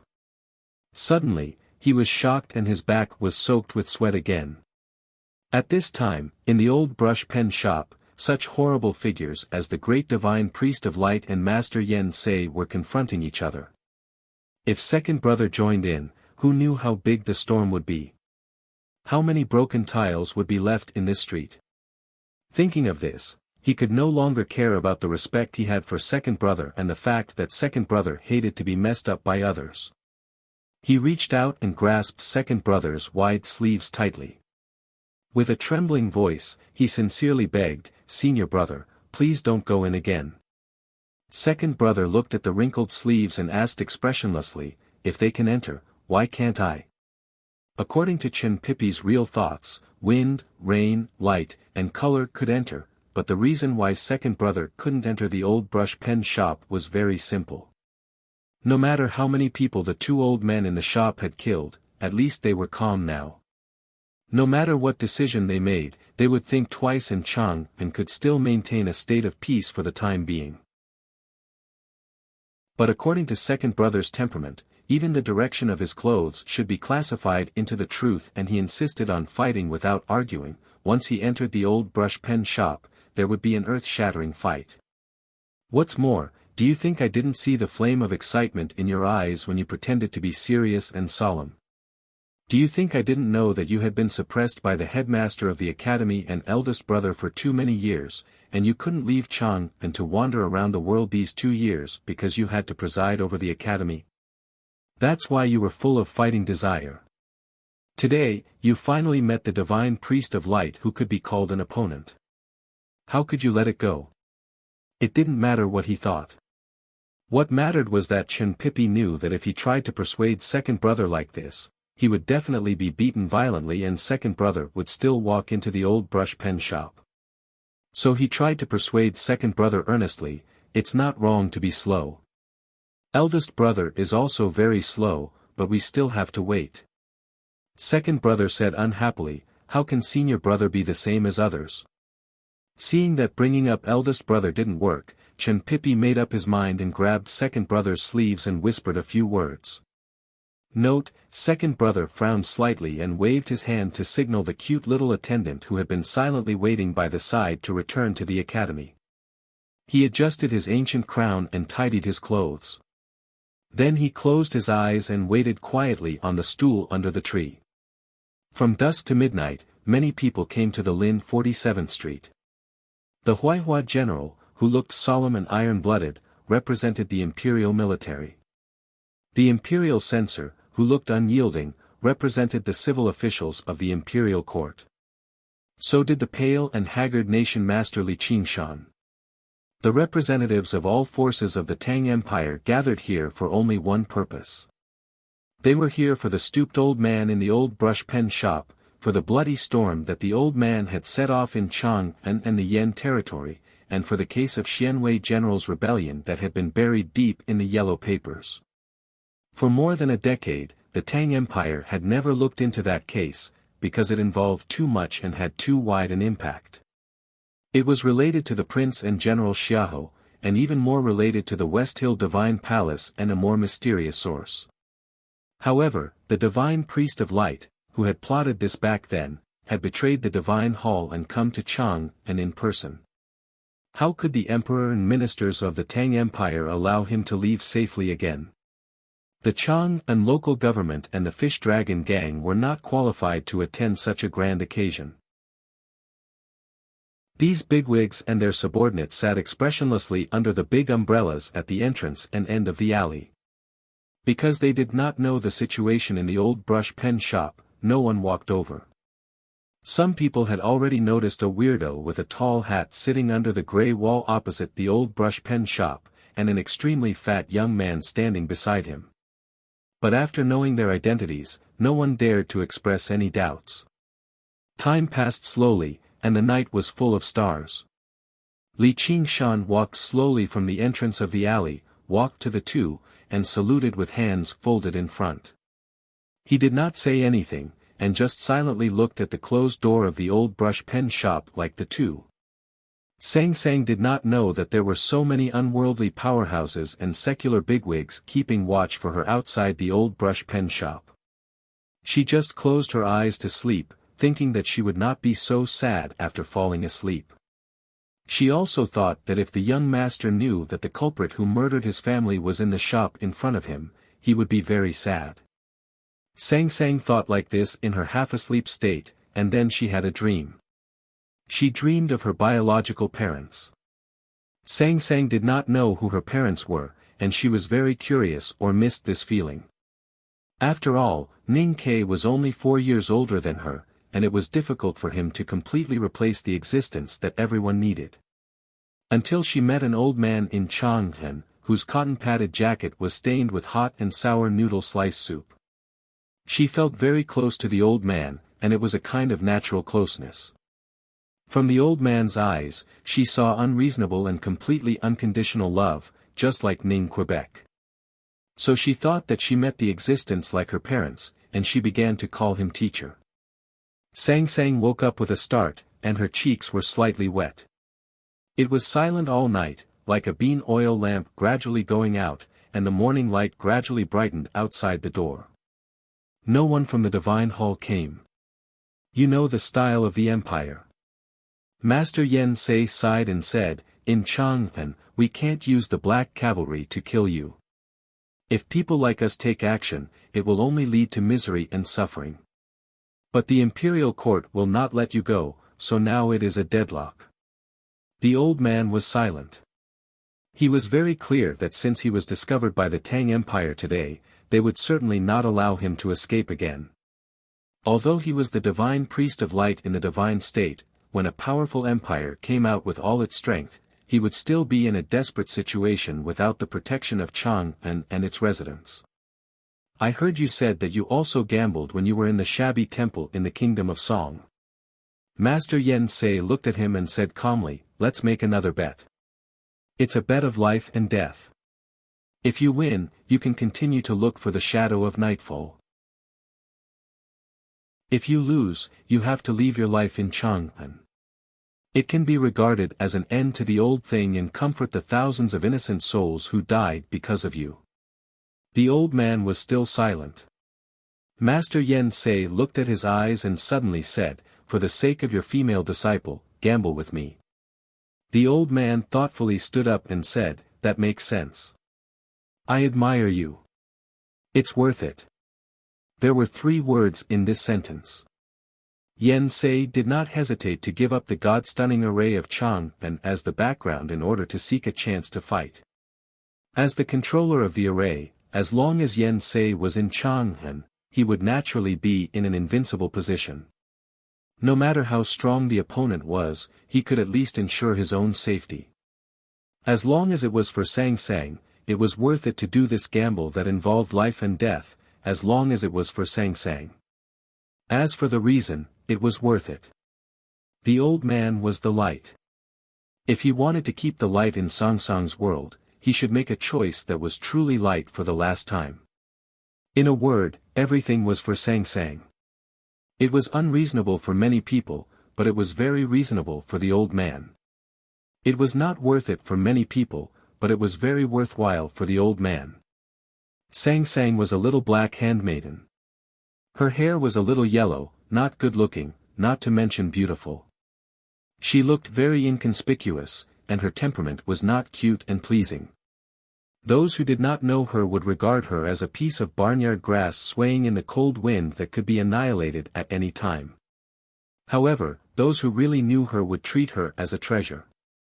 Up until now, only her young master Ning Ke and her teacher, the great divine priest of light, had known her. So when Prince Long Qing smiled and threatened her with words, Ning Ke anxiously pondered in silence by the Daming Lake and tried hard to break the realm. Then he shot the noble divine son of West Hill with an arrow without hesitation. When Wu Dao made her unhappy and tried to do something to her, great divine priest of light put down the yellow croaker on the table and went to the alley without thinking. He casually pointed at the monk from the unknown place and turned him into a blind man. The morning light came to Old Brush Pen Shop on Lin 47th Street in Chang'an. Master Yen Sei and Great Divine Priest of Light finally finished talking about the old days and negotiations hidden in their words. They decided to use a relatively simple way to resolve the current deadlock and write an end to the history of more than 10 years. The old man opened the shop door slowly with his old hand. He looked back and saw that Sang Sang had come behind him. She was half awake and half asleep all night. When there was a slight movement in the front shop, she woke up and rushed over. The old man looked at her quietly and suddenly said, "Do you want to have a look?" Sang Sang nodded hard. The old man glanced at Master Yen Sei. Master Yen Sei smiled and said, "She is indeed the best witness." The old man looked at Sang Sang's little face, paused for a moment and said with a smile, "Take the new urn. It has not been stewed with chicken soup, so there is no grease. It should be suitable to store ashes later." Hearing this, Master Yen Sei said, "If you have an old urn, take it with you. Speaking of which, you have earned a lot of money from my chicken soup calligraphy, but I haven't tasted your chicken soup yet." Sang Sang lowered her head and said softly, "If you don't go out, I will stew chicken soup for you today." The old man looked at her tenderly and shook his head. Then he looked at Yen Sei and said, "The old urn has grease, and the ashes are easy to stick to the wall." Master Yen Sei flicked his sleeves and walked out of the Old Brush Pen Shop with a big smile. He said, "My Taoist robe has always been greasy in my life, but I have never disliked it. Do you think I will care about whether the ashes will be stained by grease after I die?" Note, I really can't think of how to persuade second brother. I have spent more than an hour on this reason, but I still can't figure it out. I can't persuade such a stupid person. Why don't I just let him appear? That won't do. The academy must have a firm stand on this occasion. Chen Pipi is not a good choice. In addition, no matter the new urn or the old one, they are all my favorite urns. This is the first chapter of today. On the first day of the month, please support the monthly vote. Thank you. To be continued. If you like this work, please come to Chidian.com to vote for me. Your support is my biggest motivation. However, when they walked through the wind and snow, they gave off a feeling of floating away from the world. At the foot of the mountain path, Sang Sang, who was thin and weak, held 2 heavy urns in her arms. She lowered her head and pursed her lips, staring at the endless stone steps under her skirt. She struggled to catch up with the 2 old people in front of her, who seemed to be about to leave the world. Master Yen Sei pulled out a snow branch from his face and sighed, "I don't know whether the new urn will be filled or the old one will become heavier." Great Divine Priest of Light walked beside him and said with a smile, "It's all up to Haotian." Master Yen Sei wiped the snow on his Taoist robe and said, "In fact, it's not bad to fill them all up." The Great Divine Priest of Light nodded and said, "Placing the 2 jars side by side can be considered as neighbors." Master Yen Sei turned his head and glanced at him. Then he put his sleeves behind him and continued to go up the stairs. Under a cedar tree, the 2 old people rested for a while, waiting for Sang Sang to catch up. Master Yen Sei looked at the calm face of the old man and suddenly asked curiously, "Have you ever been to Tianqi?" The great divine priest of light slightly squinted his old eyes and seemed to be thinking about things that happened many years ago. After a long silence, he said softly, "I have been there, but then I was beaten down to the dust and deprived of the opportunity to be close to Haotian." Master Yen Sei looked at him and said with emotion, "What a great lucky chance it is to break through the 5 states. How many cultivators in the world can't reach it in their whole lives? You actually reached this step more than 10 years ago. No wonder the Abbey Dean thought that you were the first person in Haotian Taoism."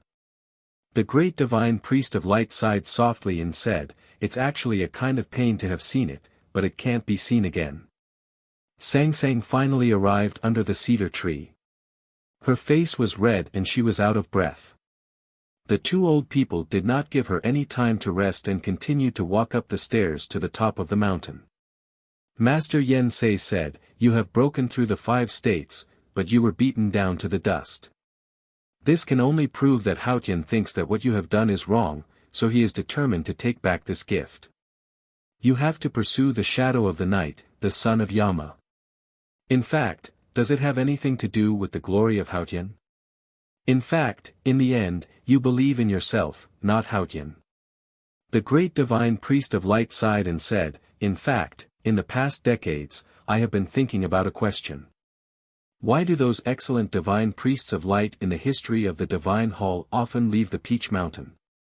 Why do those who are said to be closest to Haotian often choose a road that Haotian doesn't appreciate? The patriarch who founded the devil's doctrine 1,000 years ago and the predecessor who betrayed the sect hundreds of years ago were like this. Finally, I also embarked on this road."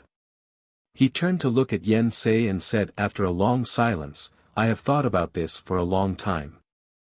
I was still thinking about every step when I was climbing the mountain. Until now, when I saw the red sun rising in the sea of clouds in front of me and saw the warm red light, I understood that it is because the person sitting on the divine priest of light, believes in the light." Master Yen Sei was silent. He understood the meaning of the great divine priest of light's words. He believed in the light, but Haotian didn't necessarily represent the light. At this time, the 2 old men had climbed to the top of the nameless mountain. Sang Sang rested under a straight white poplar tree behind her. The old and new urns beside her reflected the ruddy luster of her slightly dark face, full of warmth. At the end of the sea of clouds in the east of the cliff, the rising sun had all jumped out, red and round. On the cliff, there was still fine snow floating. Watching the sun in the snow, it was really a strange picture. Walking to the edge of the cliff, Master Yen Southeast reached out to drive away a drifting snowflake in front of him. Looking at the red sun calmly smiling between the 2 layers of clouds in the east, he asked, "How does it feel to take that step?" Taking a step forward, one would enter the lower layer of white clouds lingering between the mountains, or walk into the warm light. The great divine priest of light walked to his side and looked at the distant sun side by side. He said, "After the battle between you and Lu Bai beside the sea wall of the kingdom of Song, I saw the red sun gradually setting. I felt something, but I only took half a step forward. No matter it is half a step, you have taken it after all. I envy you very much." Master Yen Sei sighed and said, "No wonder Lu Bai looked at you so strangely that day. After all, I am still a guy who is slow to understand." The great divine priest of light recalled the shocking sword that broke the sky many years ago as if it came from thousands of miles away. Thinking of the earth-shaking talisman of the old Taoist priest beside him at that time, he could not help but smile slightly and said, "In principle, Lu Bai should have taken half a step forward. But I don't know why there is no news for so many years. Maybe he is afraid." Master Yen Sei thought of the strongest person he had met in his life. He slightly frowned, but did not say anything. The great divine priest of light looked at him and said with a faint smile, "Many people think that you have broken the possibility of breaking the 5 states because you entered the Tao with pure yang. But I think there is always a new life in the end. Lu Bai is the strongest person in the world, but you can face him head-on and not be defeated.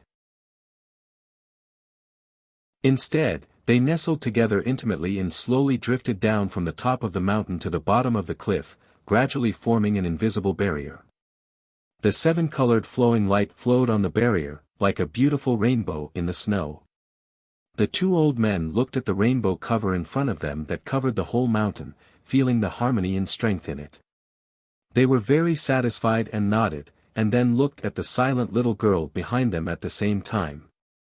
The next chapter is about 5 o'clock. To be continued. If you like this work, please come to Audiobook.com to vote for me. Your support is my greatest motivation.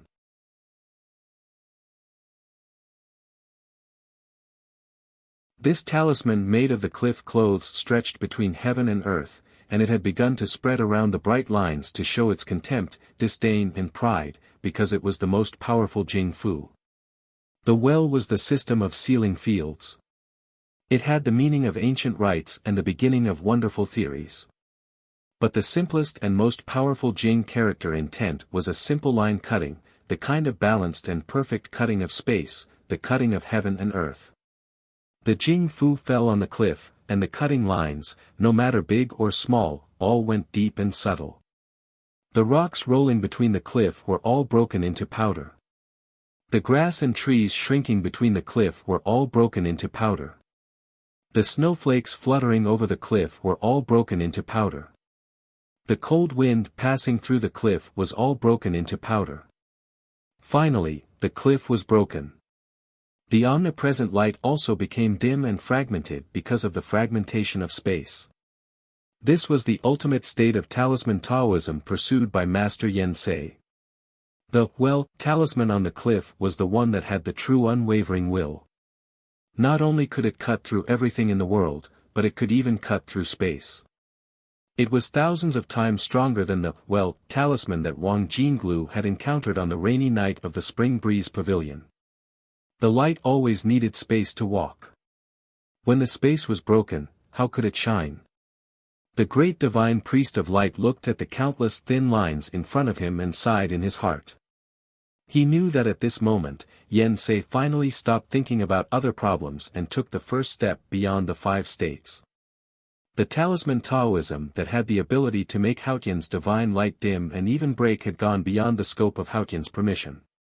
His cotton sleeves had been cut into pieces, and the cotton had also been cut into pieces by the talisman.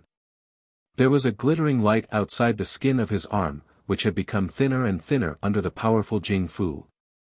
But his bare arm pointed to the sky in the east, and his index finger was burning with bright divine light, which was very firm and persistent. Perhaps it was his firm and persistent belief in the light that moved the creator of the heavens above. The great divine priest of light seemed to understand something. He looked at the clouds quietly, and his deep eyes were crystal clear.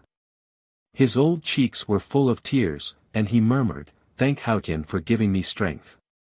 The sun outside the clouds suddenly shone brightly. A majestic force passed through the snow and clouds, ignoring the distance and the broken space between the cliff, and directly poured into his old body. There is another chapter today. To be continued. If you like this work, please come to Audiobook.com to vote for me. Your support is my greatest motivation.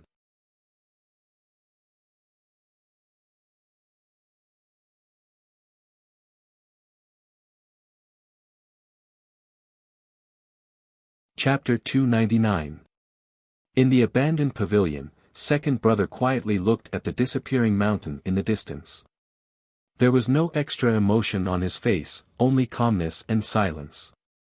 His ancient hat was upright like a peak, and his hands were behind his back like clouds. Soon after, in the space where the disappearing mountain was, countless dark clouds suddenly gathered, and snowflakes danced wildly. Then, some transparent and invisible things vaguely appeared in the distance. The invisible barrier was overflowing with colorful lights, and it was extremely beautiful. Then, countless stars could be vaguely seen twinkling in it. After an unknown amount of time, the twinkling stars suddenly disappeared, and the space where the snow gathered turned pitch black. The order and rules there seemed to have become static, or it could be said that the time had come to an end. A bolt of lightning struck down from the sky. This bolt of lightning tore through the space for a very long distance, and was as thick as a river. However, there was no sound of thunder, nor any color, but it was extremely pure and milky white. The earth trembled slightly, and the dark space suddenly collapsed. The mountain peak that had disappeared inexplicably reappeared in the world. Two majestic and powerful auras ran side by side. After the clouds outside the mountain peak were torn into pieces by these two auras, they slowly accelerated according to an unknown pattern and gradually turned into a huge cloud vortex. Second brother silently looked at that place, and after a long time, he sincerely praised, "This is the real Tao." Standing behind second brother, Chen Pipi looked at the cloud vortex at the waist of the mountain, and felt that every inch of his skin was a little numb. He carefully sensed the two powerful breaths that were slowly disappearing, and murmured in shock, "They actually broke through the 5 states. This is really incredible. How did they do it? If they can take one step, they can take countless steps." At that moment, who knows how many steps they have taken above the 5 states. Second brother slightly frowned, and then walked towards the mountain. Since the mountain had reappeared in the world, it could be climbed. The muddy mountain path seemed to have been altered by the great sculptor of time, making it hard and untouchable. The splashes of mud and the pits formed by the crushed mud were like stone sculptures lying quietly on the ground. Even the smallest details could be seen clearly. Thus, it gave off a completely different feeling from usual. Stepping on the mountain path was like stepping on the beautiful rivers and mountains and the history of mankind.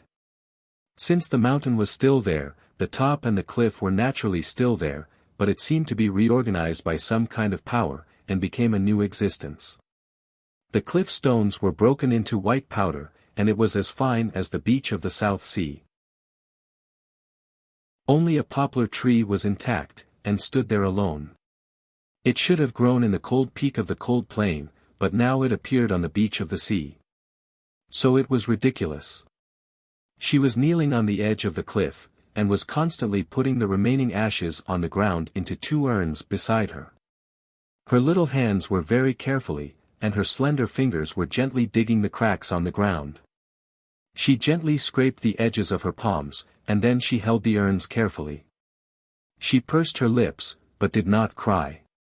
She opened her eyes widely, and repeated the action mechanically and numbly. Even her bright eyes were not filled with sadness. This was the first scene that second brother and Chen Pipi saw when they reached the top of the mountain. This scene would stay in their hearts for a long time, and make them support the protagonist of this painting in some aspects without any reason.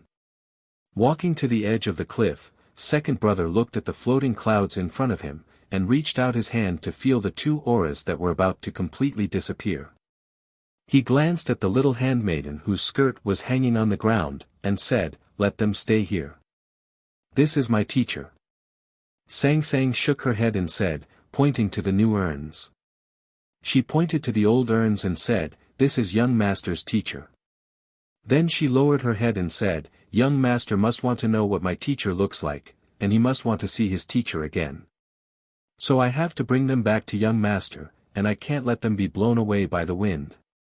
In the Taoist hall deep in the Southern Gate Temple, Li Qingshan, the nation master of Tang, stared at the reflection on the dark-colored paulownia floor in a daze.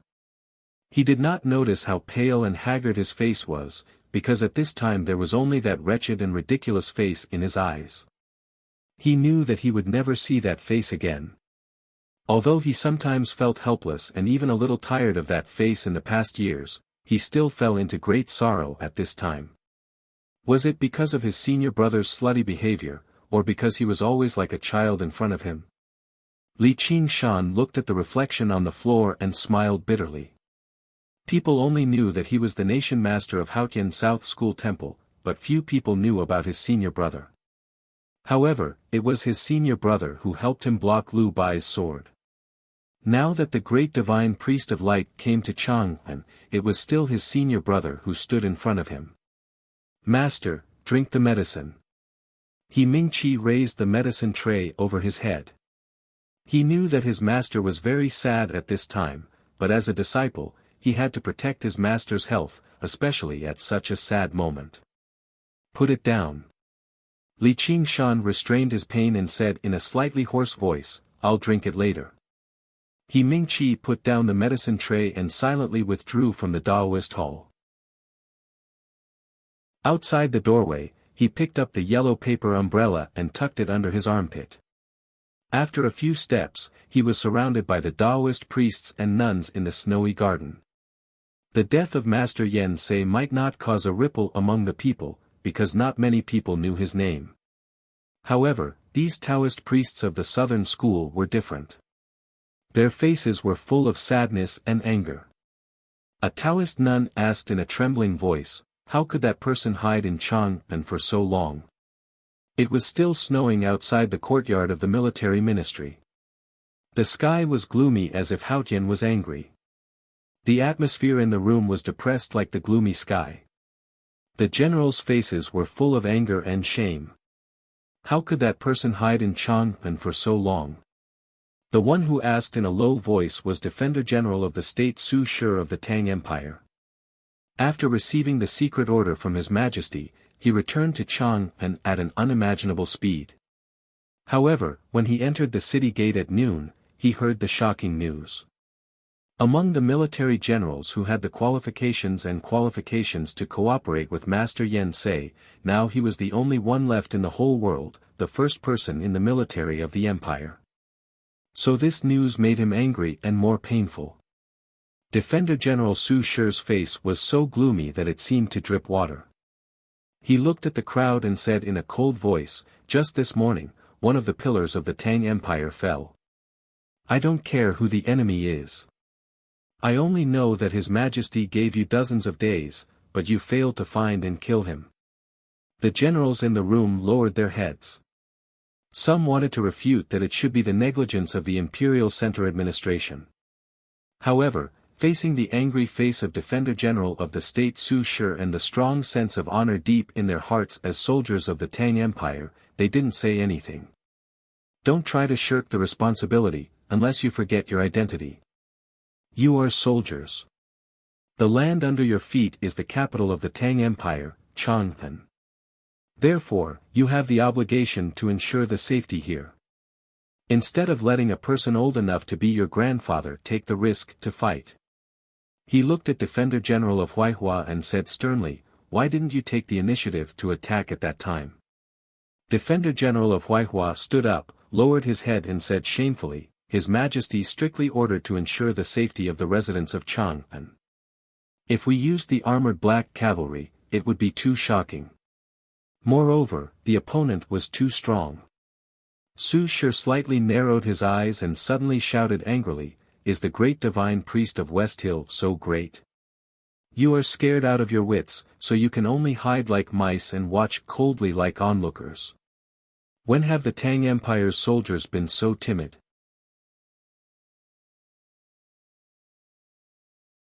Two pieces of potatoes were dug out from the ashes and rolled on the ground. The old yellow bull walked over and looked at the old man attentively and affectionately. The old man was furious. He pointed at the two burnt potatoes with the firewood and shouted, I told you to watch the fire, I told you to watch the fire. Can you still eat them after they've been burnt to ashes? Can you still call them potatoes?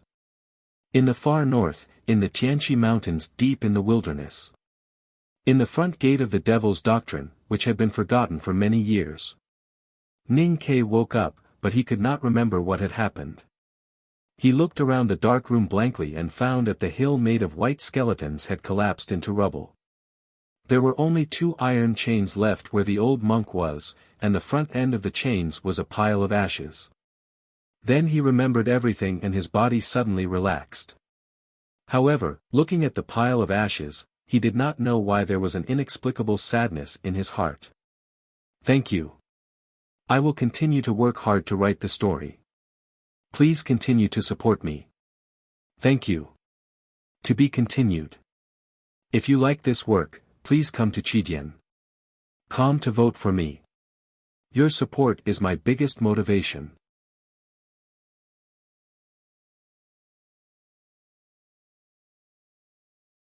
Yi Hongyu looked at the blood dripping from her dress and smiled with a complicated expression.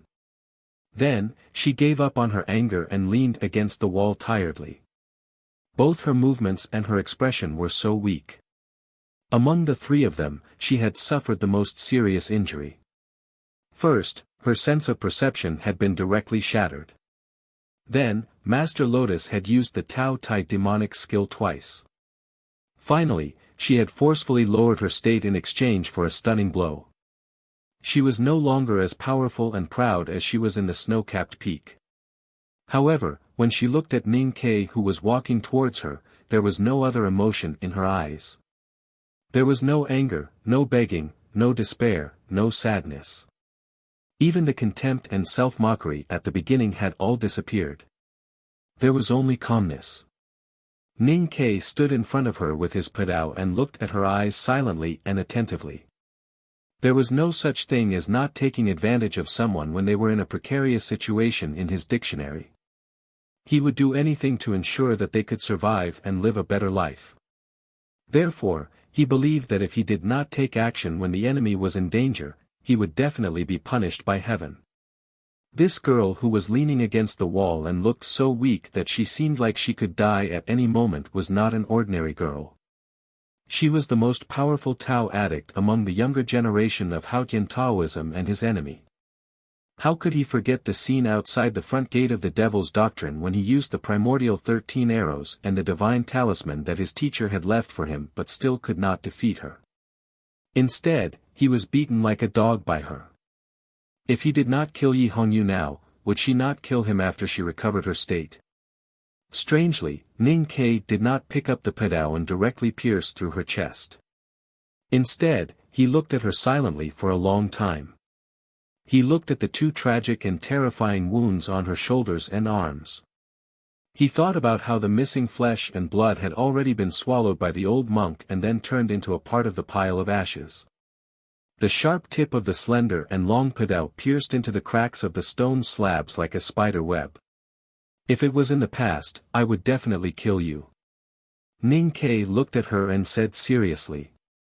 Due to some very complicated reasons, he had made a difficult decision. It was because if the Tao addict had not risked her life, he would have died when he was comprehending the youngest uncle's sword style. It was because Mo Shanshan had whispered something behind him. It was because he did not care about the wrath of heaven.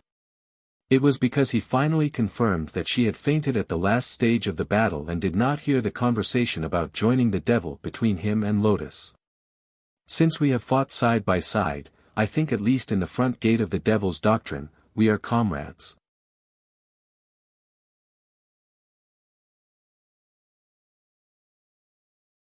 Chapter 301. Prince Long Qing was the most promising figure in the younger generation of Haotian Taoism. He was the priest of the judicial department and the brilliant and beautiful son of God who attracted women and fools to Haotian Taoism. However, his body and spirit were destroyed by an arrow in the Tianqi Mountains. Ning Ke's arrow had caused the West Hill Divine Palace to lose a future great divine priest of judgment or even an even more important figure in future. How could the Divine Hall not be furious? How could the great divine priest of judgment let go of Ning Ke? Even if the West Hill Divine Palace would not kill him directly for the sake of the headmaster of the academy and the headmaster of the academy, they would definitely make him pay a heavy price. Ning Ke shuddered every time he thought of the great divine priest of judgment, who was such a terrifying bigwig, thinking of getting rid of him day and night. That was why he said those words to Yi Hongyu. His original intention was to test how angry the Divine Hall would be. He did not expect that Yi Hongyu would directly promise that the great divine priest of judgment would not make trouble for him. This answer made him a little confused. If there had always been some hidden competition between the Tao addict and Prince Long Qing, it would make sense that she did not care about Long Qing being deposed. But why did she promise that the great divine priest of judgment would not be angry because of this? Why? He stared at Yi Hongyu in confusion. Yi Hongyu did not answer his question. She looked down at the horrible bloody hole in her shoulder and looked annoyed. She asked, "How long do you need to heal me?" Ning Ke rummaged through his luggage for a suitable tool. He lowered his head and said, "It won't take long if it's to stop the bleeding and remove the rot. The key is that the old monk bit too hard. Also, that guy probably hasn't brushed his teeth in decades. He's very dirty. Who knows what kind of poison is in his saliva? Maybe I'll have to cut some meat off later." No one knew when Emo Shanshan had walked to their side. She looked at Yi Hongyu's wounds and frowned in sympathy. She felt disgusted by Ning Ke's words. Yi Hongyu did not react. She said calmly, "He has no teeth. I was bitten by him, so I can be sure." Ning Ke lowered his head and said, "Dirty and smelly saliva is also troublesome." Emo Shanshan could not help but interrupt weakly, "Don't you two think it's disgusting to talk like that?" Ning Ke and Yi Hongyu raised their heads at the same time and looked at her as if they were looking at a pure and innocent rabbit. Then, they shook their heads at the same time. They both felt that girls like Emo Shanshan who had never experienced truly disgusting things were so blessed that it was infuriating. Yi Hongyu continued to discuss with Ning Ke, "Taoism is based on the power of light. You don't have to worry about the poison hiding in your muscles and bones and causing trouble in the future." Ning Ke took out the needle and thread, looked at her and said seriously, "Suturing the wound is the fastest. The problem is that the old monk has bitten off too much of your flesh. If you use this kind of sealing treatment, there may be 2 pits on your shoulders and arms in the future." Yi Hongyu frowned slightly and said impatiently, "So what if I did?" Ning Ke shook his head and said while threading, "It doesn't look good to leave a hole. I thought you would care about this." Yi Hongyu said scornfully, "Only those mortals care about this." Ning Ke looked down at the bloody hole on her shoulder and thought about where to start. He said casually, "You have such a good figure and like to wear cool red dresses. It always looks weird that there are 2 pits on your naked body. Even if you don't care about it, you have to think about the Divine Hall. You, the Tao addict, are the spokesperson of the Divine Hall. It's good to be beautiful. From now on, I will wear a Taoist robe," Yi Hongyu said. Then, after a moment of silence, she suddenly lifted a piece of flesh on the edge of the bloody hole on her shoulder and pressed it back. She asked in a low voice, "Will the pit be smaller if I sew it like this?" Who in the world would not love a beautiful girl? Even if she was the Tao addict. Ning Ke did not notice the hidden meaning in her tone and naturally did not take this opportunity to mock her. His eyes were all attracted by her fingers and movements. His fingers that were holding the needle trembled slightly. There were not many people in this world who could be so calm after being bitten by a ghost-like old monk. She could even turn the hanging flesh back as if it was not her own body. Ning Ke knew that she must have been in pain, but he did not see a trace of pain on her face. So he was shocked and even regretful. He had not met someone as ruthless as himself for a long time. Should he not care about anything else and kill her first when he met such a person? "Sew it," Yi Hongyu said expressionlessly, "Don't go soft." Ning Ke could not help but sigh. He thought to himself that if he did not go soft, she would have been stabbed to death. The thin needle pierced through the white and tender skin, passing through the scattered flesh, and then came back again, carrying the thread through the girl's delicate shoulder and sewing. Yi Hongyu watched quietly and did not cry out in pain, but her beautiful face became paler and paler. Mo Shanshan squatted on the other side of Yi Hongyu and tightly pursed her thin lips. She frowned as she watched Ning Ke raise and drop the needle in his hand. She subconsciously held Yi Hongyu's hand tightly and wanted to pass her strength to her so that she could hold on. In the dark room of the Devil's Hall, the 3 most outstanding young people in the cultivation world had paid a terrible price to overthrow the most outstanding powerhouse of the previous generation. They squatted in the corner like 3 injured mice, healing each other, protecting each other and giving each other strength. It was as if they had long forgotten that they had fought each other in the fields. It was finally over. The 2 terrifying holes on Yi Hongyu's body were no longer bleeding. The filthy flesh had also been removed. Her face was abnormally pale, but her eyes were unusually bright. She had no intention of fainting to escape the pain. Ning Kai kept the needle and thread and happened to meet her bright eyes when he raised his head. He could not help but feel moved. He was very curious about how she had managed to forcefully rise up and successfully turn the situation around when she had been completely subdued by the old monk. At that time, he had been in that mysterious state and only knew the result but not the process. Yi Hongyu knew what he wanted to ask when she saw his gaze. In fact, she was also very confused. What had Ning Kai realized in that state? The sword marks on the stone wall were left by Mr. Ku. Could it be that this guy had been lucky enough to inherit Mr. Ku's Haran sword? Both of them were confused and curious, but neither of them asked. That was because they were not sure if they could get the real answer from each other. They were even more unwilling to tell each other their own answers. Mo Shanshan and Yi Hongyu leaned against the stone wall to rest. It would still take a long time for them to completely recover from their injuries and physical weakness. Ning Kai's injuries were the lightest and he did not have much mental problems. He walked towards the field. The mountain of corpses had long been turned into ruins by the impact of the aura. He walked in with difficulty and looked at the pile of ashes that the old monk had turned into. He shook his head in silence. He did not know how to evaluate Lotus 32 Petals, a peerless powerhouse who possessed both Taoism and Devil's powers. Thinking back to the time when this person could stand shoulder to shoulder with youngest uncle, he was one of the few people who stood in the world. Who knew how much light was waiting for him in front of him? However, this person's choice was so crazy and even unreasonable. Standing beside the pile of ashes, Ning Kai raised his eyes and looked around. He looked at the mottled sword marks on the stone wall and thought about how he had inherited youngest uncle's mantle. A sense of grandeur rose in his chest and abdomen.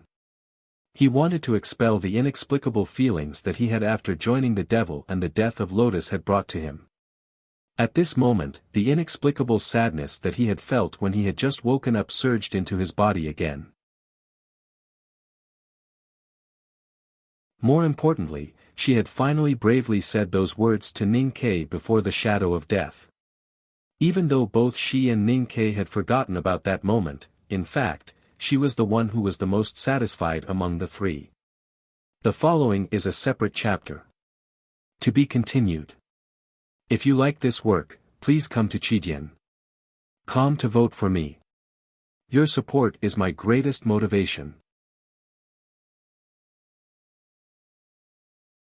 Chapter 302. Ning Kai lowered his head and tidied up the luggage scattered on the ground. He asked, "Can you walk?" Mo Shanshan's face was thinner than usual, which made her look more delicate. She smiled bitterly. Yi Hongyu leaned against the wall tiredly and frowned. It was obvious that she could not walk. The main reason was that they were seriously injured, but there was another important reason why they were struggling to walk: hunger. Their empty stomachs couldn't even make a sound at this point.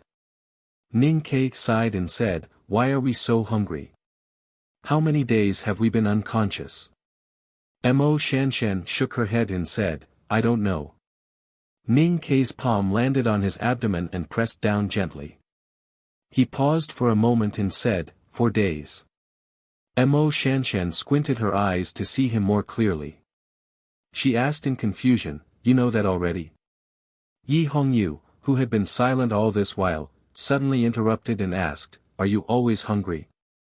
Ning Kai was unpacking his luggage again.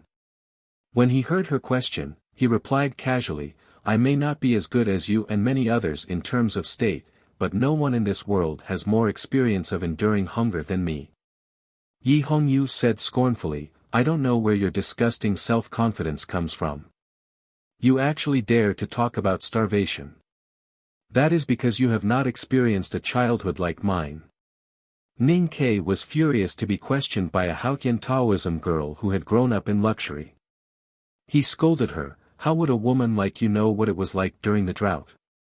Yi Hongyu smiled mockingly and was about to say something. Mo Shanshan sighed and looked at the two of them helplessly.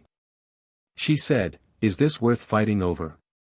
Ning Ke did not continue reminiscing about his childhood. He used facts to prove that his memory and fear of hunger were stronger than Yi Hongyu's, because he had successfully found some food from his luggage. There was always a small mountain of luggage beside him. When the big black horse was present, the big black horse would carry it on his back. When the big black horse was not present, he would carry it on his back. No matter how dangerous the Tianqi Mountains were, no matter what kind of danger they faced, he would never abandon his luggage. That was because he was very clear about the importance of stocking up. There were medicines, weapons, and sleeping bags that he had researched himself in the luggage. Of course, there would be food. Yi Hongyu leaned against the wall and watched the guy take things out of his luggage as if he was moving. There was a strange look in her eyes. When she saw the slender black arrow case, the strange look in her eyes became more intense. It was the arrow in the box that had crippled Long Qing. These terrifyingly powerful arrows had caused her great suffering outside the mountain gate. She did not know which sect in the world could actually cultivate arrows, nor could she remember when such a powerful arrow had appeared. She had been obsessed with Taoism all her life, so she was shocked and confused. She wanted to ask Ning Ke about it, but she knew that it must be his trump card to save his life, so she could not ask. Ning Ke passed a piece of jerky in a small water bag to her and said, "The meat of the desolate man is better than the jerky in the army. Eat it with water, but don't eat too much. Chew slowly." After saying this, he walked to Mo Shanshan and sat down beside her. He tore the jerky into shreds and passed it to her. Mo Shanshan smiled and shook her head. She tried to raise her weak arms to eat by herself. Ning Ke shook his head and insisted on feeding her the shredded meat. Then, he raised the water bag and fed her a few mouthfuls of water. Yi Hongyu did not notice the movement beside her. She was staring at the hard jerky in her hands in a daze. She had experienced many hardships and seen many tragic things in her life. Logically speaking, there should not be any problems that she could not overcome. However, looking at the jerky and feeling the feeling in her fingers, she thought of the dried corpse in the White Bone Mountain. She thought of the Divine Lord Lotus's corpse-like fingers and cold, dry lips. She frowned slightly and stared at the jerky in front of her as if she was staring at a heavenly book. After some time, she took a deep breath and put the jerky into her mouth. Then, she chewed mechanically. After eating, drinking, and resting for a while, the three of them recovered some energy and prepared to leave. At this moment, a new problem appeared. They did not know if it was because the confinement array had been broken or for some other reason, but the tunnel that they used to enter the Devil's Hall had completely collapsed. With their current physical strength, they could not force their way through. Ning Ke looked at the stone mountain that blocked the tunnel. After thinking for a while, he turned around and walked towards the stone wall opposite him. There were two iron chains deeply embedded in the stone wall. In the past decades, these two iron chains had locked Master Lotus here, causing him to suffer a rare pain and torture. However, now that the confinement had been broken and Lotus was dead, the iron chains only had some rust on them. The aura of the talisman had long dissipated and they had become the most ordinary iron chains. Ning Ke held the iron chains with both hands and took a deep breath. He secretly released the aura deep in his abdomen and used all his strength to pull. With a loud bang, the stone wall collapsed and revealed a deep tunnel behind it. Yi Hongyu and Mo Shanshan supported each other and walked behind him. Yi Hongyu looked at the deep tunnel that seemed to have no end. She frowned slightly and asked, "How did you know that there was a tunnel behind that wall?" "I guessed." Ning Ke answered matter-of-factly. In fact, it was a vague feeling in his mind that he could discover that there was a tunnel behind the iron chains and the stone wall. He did not know where this feeling came from. He silently thought that it could be the effect of the information that Master Lotus had sent to his sense of perception before he died. The Devil's Doctrine is a place where one can only enter but not leave. To be more precise, after the Devil's Doctrine was destroyed, a kind of inhibition appeared and only left one exit. I believe that there are countless of such tunnels that will eventually lead to the same place. The feeling in his mind appeared again and Ninkei subconsciously said this. Then, he was slightly shocked and fell into a long silence as he looked at the tunnel in front of him. At this moment, he finally understood that regardless of whether he could understand the information that Lotus had sent to him, it would appear and tell him what he should do when needed. A piercing chill took over Ninkei's body. He looked at the deep tunnel in a daze and did not know what to say. What kind of state would be able to leave behind such a method? What exactly were those incomprehensible information fragments? Was it Lotus' impression of the world or the cultivation method of the Devil's Doctrine? What would these bring to him? Yi Hongyu looked at his back and was a little shocked at his knowledge. No one in the Divine Hall should know that the Devil's Doctrine had such a strange setup, but he did. However, she naturally thought that it was the knowledgeable and omniscient headmaster who had told Ninkei these secrets of the Devil's Doctrine. She completely did not connect it to the dead Divine Lord Lotus. The four sides of the tunnel were made of stones and looked extremely sturdy. It was deep and very dark. Under the circumstances where there was no light source, it was very difficult for the three of them to walk, even with their eyesight. Along the way, they passed by a few forks. The three of them tried to pick a random one and realized that their luck had finally improved. They actually did not go the wrong way.